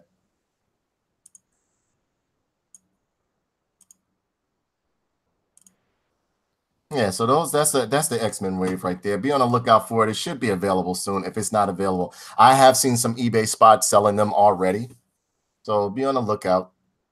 And next up, we're going to talk about, oh man, over here at toywizards.com, we got a nice little article on the NECA toy reveal 7-inch scale ultimate Jason action figure from Freddy versus Jason. This right here, although Kenny does not like this Jason. Not a fan of the movie, but the toy looks good though, honestly. Yeah, man. Look at it. Bloody mask and like the proportions of this thing. Over here, Lauren Stone writes, welcome to my world, bodacious people. We have an exciting treat in NECA Toy News, my horror movie people, because NECA has revealed via Instagram that their new Ultimate Jason Voorhees from 2003 Best Horror Film versus Romp in the World, Freddy vs. Jason, is coming in the third quarter of this year. And like I said, Freddy versus Jason, Jason is best Jason. Even though Freddy will always be my horror husband, but that's another conversation. My favorite thing about this is upcoming Jason figure is definitely the attachable fire for the machete. Oh, wow, that's awesome. That's how you know he's really going after our favorite fire-fearing boogeyman. I've been saying it more recently, but including attack visuals like fire, laser beams, ice blasts, etc. is so. And you were talking about that too, Kenny. Remember? It's so brilliant, and it really makes these posable action figures come to life in a wild new way. I feel like this sort of in action is something that we didn't see in toys as recently as 10 years ago. Always exceptions, don't at me. Always exceptions, don't at me. And it's such a revolutionary pop in the world of action figures. And really the photography that will come from it. Hello, just look at the pictures. And I know that I can't wait for Freddy. Let's see these pictures, man. I like that bloody mask. Yeah, that honestly, that's the one I would keep on him constantly, bro. That's the one right there. Yeah, that bloody mask is the shit. Look at that box. Yeah, this shit is looking nice right here. I like the tattered clothes they gave him. It even looks a bit more tattered than what it did in the movie, remember? Yeah, that's why I like and the proportions are good on this. Yeah. I like this pose right here where he's looking at the teddy bear and shit like that. The bloody mask is the one I have on that. Yeah. Fresh, though. I like that figure. Yeah, they did this figure awesome. Although I would add some lines and do some brushing, like some to that fire there. Yeah, I would add a little. I give it an orange wash or something. Yeah, give it like a little orange wash to it. There it is. Look at that. That would stay on him constantly. All right, yeah. I would keep that on him constantly.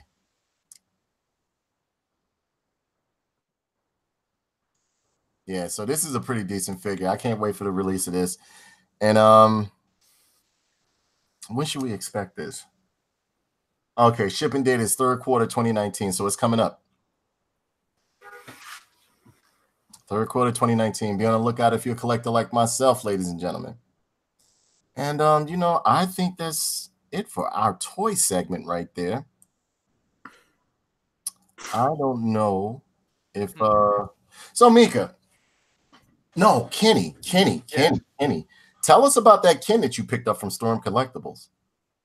I didn't pay. I actually got it through an odd deal, but fantastic detail, man. The eyes have this little silver kind of gold that you sold me on, man. If you look at it kind of at afar, you don't really pick up the detail, but if you look at it closer, the eyes have this little shine to it. I think using that silver instead of the white gave it. It has a nice little gloss and a metallic sheen at the eyes. It looks like it straight up came from the movie, man. If you remember the Street Fighter 2 animated movie, Yeah, with brainwashed Ken was all in there. Yeah, that was one of my favorites. It looks like they pretty much peeled the little animation cell off and just sculpted the character right off and just put articulation in the joints where it should be, man. It's a beautiful figure, fun to handle. And with the benefit of the material, you know, you don't get a lot of snag in the movement, so you're free to pose it around. The neck looks natural when you kind of flex around the fucking head when you pose it. Really nice, solid joints and shit. Really digging the line, man. Storm is just not. What type of did they have the composite like soft vinyl and hard plastic? Same thing. Yeah, same as Akuma. Awesome. Same top. You can remove the top. You can lower the top down, wrap it around his waist and all that stuff. Wrap the belt. The belt even has 2 notches now, so you kind of tighten the belt if you like a little tighter look, or have it loose around the waist. So little new things you're adding to the gi itself. I want to check this out, man. I'm telling you, this. I think I'm. And what's this? This is Evil Ken, right? Violent Ken. Violent Ken, yeah, Violent Ken. They did like some kind of shading around the eyes too, which I was fresh. They put like a little like a black shade around the eyes. Yeah, you can look and see. You can see it right there. You see it? It's like a subtle smoky, like a black shade. Instead of white, it's actually like a silver. The pupils serve for like a gold. It's really nice looking. And then they put like a gloss, like some kind of gloss wet effect over the whole thing. So you do get the metal fleck inside and the gloss on the outside. Make it look wet. Yeah, it sure looks nice. That does look nice. Yeah, that looks nice. That's just how we looked in the Street Fighter animated movie, the ALV. They even got some of the white wear of the gi too, like dry brush on too, which is a nice touch on it. Mm-hmm. Yeah, right at the end of that movie when M. Bison kidnaps fucking Ken. Yeah. Yeah, this shit looks awesome. This shit looks freaking awesome. Yeah.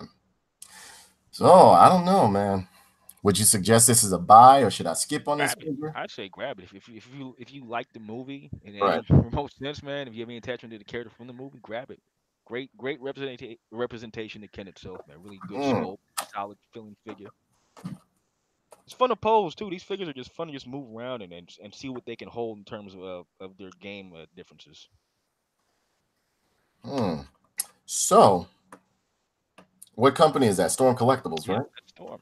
All right, I'm gonna check them out. Well, no, that's where I got the Akuma that you gave me. Yeah, you gave me the Akuma, and I got a Bison. I got a couple of other figures. I need to show them shits off so you guys can see. But while I was out and I was searching around, I went to get a pack of cigarettes for somebody, right? At a Walgreens, and I came across this wonderful treasure right here. And I want to bust it open right here. And I'm also going to open another item that a friend of mine sent me. Where the fuck is... I need something to open this shit with. Hold on. Hold on 1 second. Hold on. That's a shame. You should always have a blade right next to you. I know, right? I've gotten soft in my old age. Yeah. I've gotten very soft in my old age. Mika, finish telling us about your fucking record collection. How the fuck you swindled? Oh, I'm still here? Yeah. Shit. You didn't realize you was there? Everyone thought you was there the whole time. Like y'all two was having girl talking shit. Like no, because I mean, like you can jump in anytime you want nose. but we know you're not into action figures and shit like that. I like action figures. I'm not into it, but I like them. Okay, so I went to Walgreens. I don't want to cut myself. You ever cut yourself opening the action figure or a vinyl, Mika? No, paper cuts. I don't cut myself with vinyl. No. Yeah, I've cut myself with these plastic ass fucking shits before. I literally have cut myself before. And so while I was out there, I happened to see, I was looking, I always look and see what action figures they have, like in there. Because sometimes you'd be surprised at like these Walgreens, they be having some good ass fucking or rare action figures that you can't find. So I came across, and I had to open them up a bit just now. This Todd McFarlane, Captain Kirk. Does it actually have joints? Those joints I see. Yeah, that's why I grabbed it.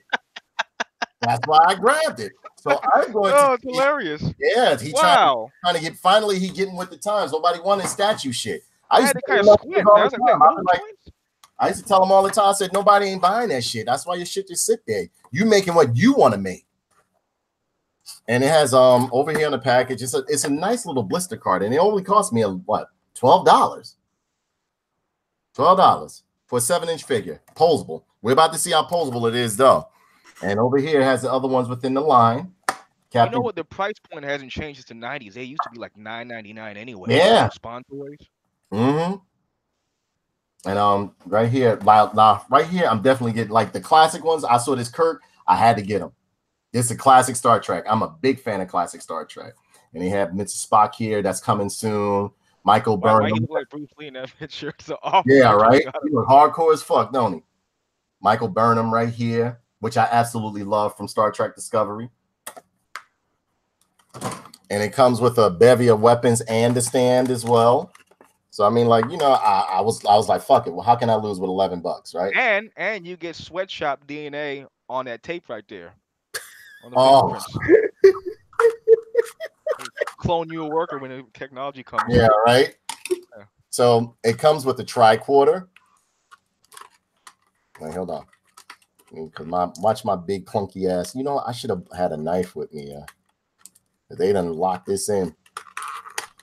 Actually, if you pull a knife on YouTube, they might flag you for that. Exactly. Exactly. Remember that last time I did that shit? They flagged my fucking video because it had a knife in it. That's crazy. Comes with nice little tricorder, as you can see. Oh man, comes with the signature. Now you know what? If this figure is good, I'll get the whole line, but I want the classic line. Like, does it have that McFarlane grease on it that they used to have? We're about to find out. We're about to find out, brother. Those things used to be greasy when you open a figure. Like, wow. Oh man, they got the heavy duty rifle right here. This is when he first touched down on the first couple of episodes of Star Trek. Spock and them had this weapon. This is like their assault rifle. Looks like a caulking gun. Yeah, right. Like a spill of orange sherbet. Big thrifty ice cream scoop. Well, you'll find out how durable it is when you see me break this shit. This motherfucker made sure. I mean, I've never had, especially alternate hand, alternate jerk off hand. See? Looks like it. And the figure itself, let's see. This is a waste move, or is that just like a solid piece of plastic on? Nah, we're about to move this bitch around. Look. Watch his arm snap off. You know that McFarlane shit.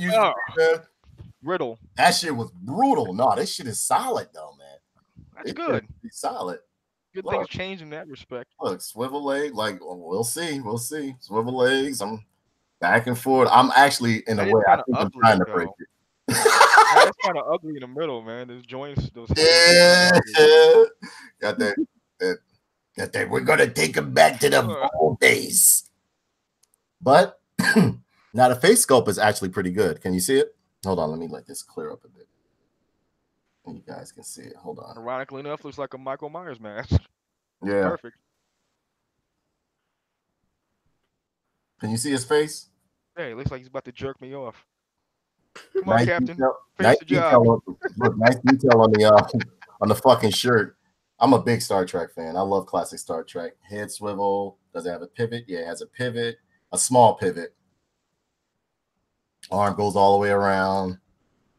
Got a elbow joint, swivel elbow joint right here. Swivel at the rib. That's actually impressive for a McFarlane figure. That's what I'm saying. That's amazing. I've never seen a McFarlane toy move like that though. No. Oh wow. Garbage, man.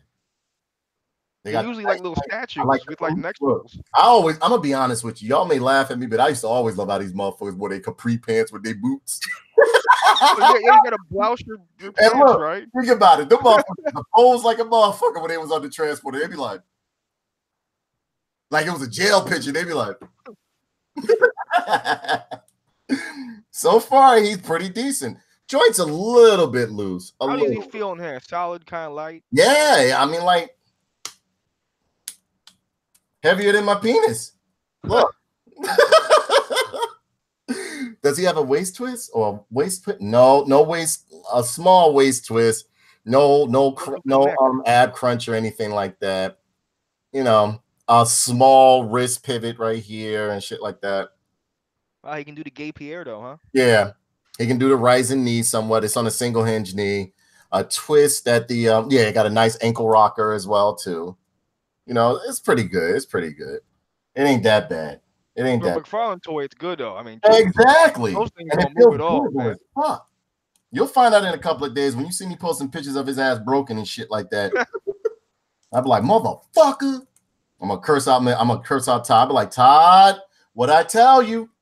What I tell you? I don't care what he does with Mortal Kombat. Just don't fuck with Storm's license. He can keep his brittle toys over there and do that. Yeah.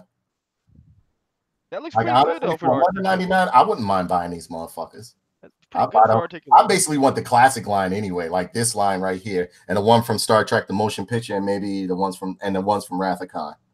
That's a weird leg looking thing though. Yeah. It's the way I got it posed.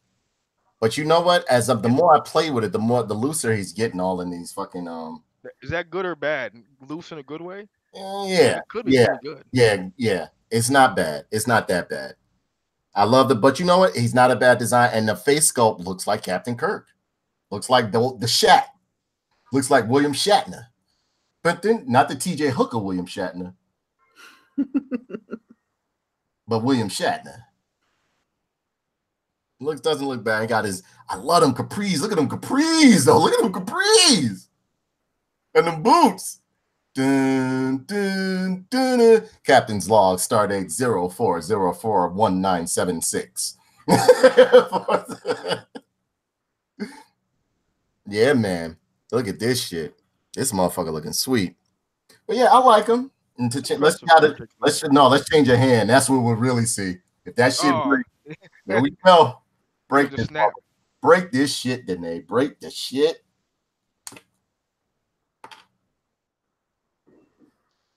Did I break it? It sounded like you kind of did. I heard a snap. Yeah, that's what it sounded like. You heard that, huh? It snapped him. Tell me that peg didn't snap, man. Nah, it's still on. I'm telling you. Somebody been complaining to his ass, so he doing quality control. That sounds like the hand. Yeah, they started putting soy sauce in the plastic. That's what happened. Oh, this shit is cool. He can actually hold a tricorder in the other hand. Oh, word? Yeah. You all right, Mika?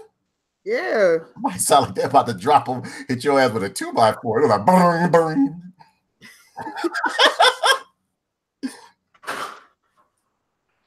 Oh man. I don't know. Well, it's a little bit tough to put this inside his hand. Wait, here we go. Here we go. Here we go. And that hand now can't hold it no more. Yeah, right. Here we go. He got it. It holds it pretty good. Yeah. See, look. Feel like a fucking flip phone, yo. Yeah, yeah. Scotty, beat me up for it. Oh man. Now you know who they gotta get. They gotta get my boy Zorn so I can play out that classic battle, him fighting Zorn and shit like that. The lizard guy was Yeah. one of the worst fights he's ever. When he threw that rock on his ass, he was like, Karate chops for him from yeah. yeah. You know the karate chop, that was the Federation official. Let me see, and you know what? I'm gonna see if he got some two-handed gun shit going on. That's when you got to worry when you got to go two-handed and you got joints. Gonna hold that cock and gun full of sherbet. Yeah. Let's see. Oh shit. I think I done fucked something up. Mm-hmm. Yo, Terry ass today. Oh no, I don't. Used to be able to call McFarlane and demand free shit when their things break. I used to do that all the time. Like somebody snap him, I'd call 809 on the back of figure, and they'd mail me a. Yeah, because you remember after a while, his spawn figures, even though they were highly detailed, them motherfuckers would sometimes fall apart in the package. Just, like, you take it out the package and it's falling. falling. They're rotting in the packages, man. Like, yeah, like what? I don't disintegrate. I don't know what type of fucking plastic he was using back then. But you loved him because he was the one that was doing the best detail on figures, remember? All the washes and the paint, the dry brushing, they all started there. I guess you could like hold it like that, you know. Yeah, ready to fix your house. Yeah. Cock and seal. But yeah, as a whole, I think it's a great figure. I like it. I really like it. Better than what I expected. I saw this bitch up there. I said, oh, man, we got to put this bitch up here to see what it's looking like. But yeah, I like this. And it comes with a nice little stand, too. Star Trek logo on it. Good job with the joints. I'm impressed, bro. I'm really impressed with this. Because at first I thought it was just a statue. You know what I'm saying? I was like, then when I was looking at it, I said, McFarlane. I said, oh, he tried to do articulation again, his goofy ass. Yeah, they said the price was right. Hell yeah, $11.99. I saw it up there. That's just $11.99. I said, thank you very much. Usually, you know, shit. There he is on the stand right there. I know I could put him in a better pose, but I like it. I like the way the shirt has nice detail to it, nice wash, everything. Look, and it's kind of like the shirt has like a graininess to it. And look, on his arm, he has his ceremonial stripes. Can you see it? On his forearm. I see a mustard-colored sweater. I don't see any stripes. No, hold up. Let me see. It's a certain way I can angle this camera. Those three little cuffs on his arm. Yeah, it's very detailed. I like the Federation symbol he has on his chest. Yeah, Dorito chip. Yeah, pretty much. Only Star Trek fans would appreciate this shit. I show this shit to Darth, he'd be like, "This is sacrilege." No, he don't fuck with that Star Trek shit. Me and him a Star. He likes. You don't want to put him in your Star Wars display? Nah. I put him right next to Darth Vader like they're homies. Yeah, right.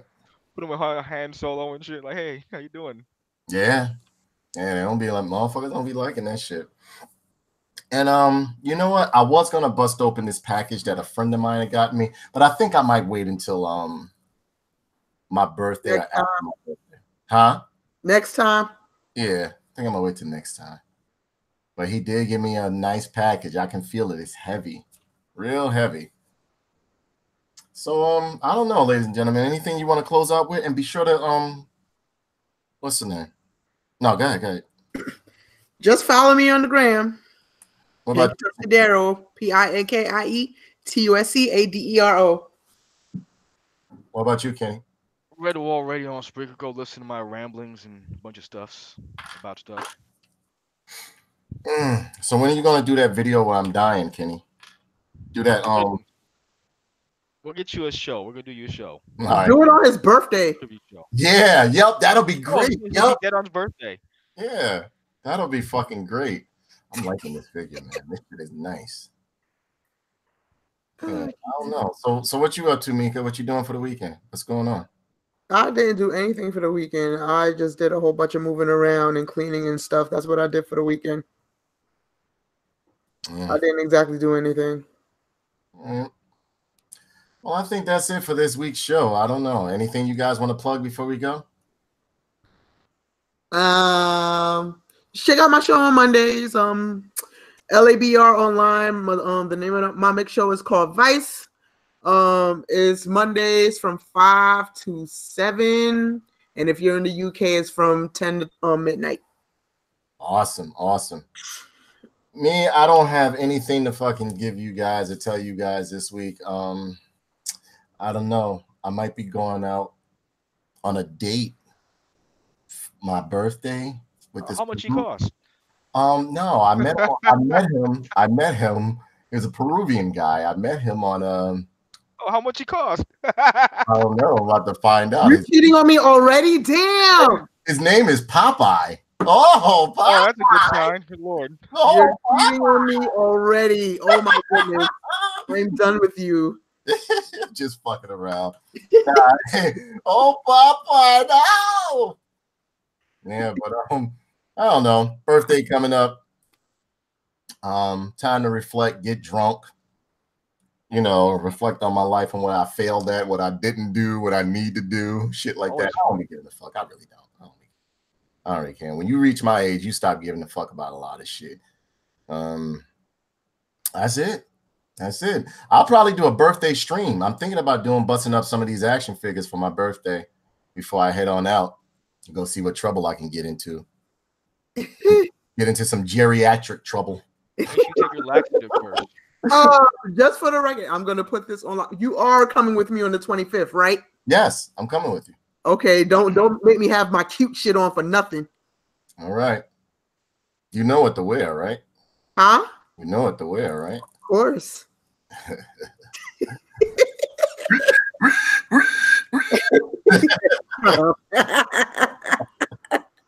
Meanwhile, pigmen.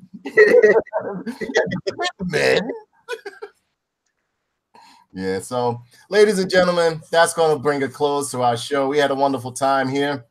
Hope you guys did too. Spread the word about the show. Get us out there. We're going to be trying different things here and there. I tried to narrow this show down to an hour, and it just didn't work. We got a little bit long-winded, which I don't mind. I hope you guys don't mind. Again, it's meant for y'all to listen to. You don't have to look at my mug all fucking day and shit like that when you listen to it. Just listen to it. Give it a like. Spread the word. Let them know like we out there. We doing our thing. We talk about everything from fucking current news to action figures, toys, and video games. So we will catch you, ladies and gentlemen, another time. Possibly, I don't know, y'all. I should be doing something this week. I'll let you know. I'll put up a post or something like that. Let y'all know what I'm doing. I'm going to it's a high possibility I'm going to do like a Star Wars thing. To bust open some of these Star Wars figures that I got, because I got a lot of them. And the Black Series ones. I need to get some of this stuff out of the way. So I've just been busy with a couple of things. Hope you guys are doing wonderful. Hit the subscribe button, hit the notification bell, and know when we go live and upload. Love you guys. Had a great time. We're about to sign off. I think I might play some Sekiro tonight, but then again, I have to go to inspection tomorrow, so I don't know. I'll see what I'm doing. So I love you guys. Take care. Later, guys. Kenny sleep. Hi, everybody. I'm here. I'm the menu so I can get disappointed again when someone steals my food. That's all. Yeah. All right, then. Bye, y'all.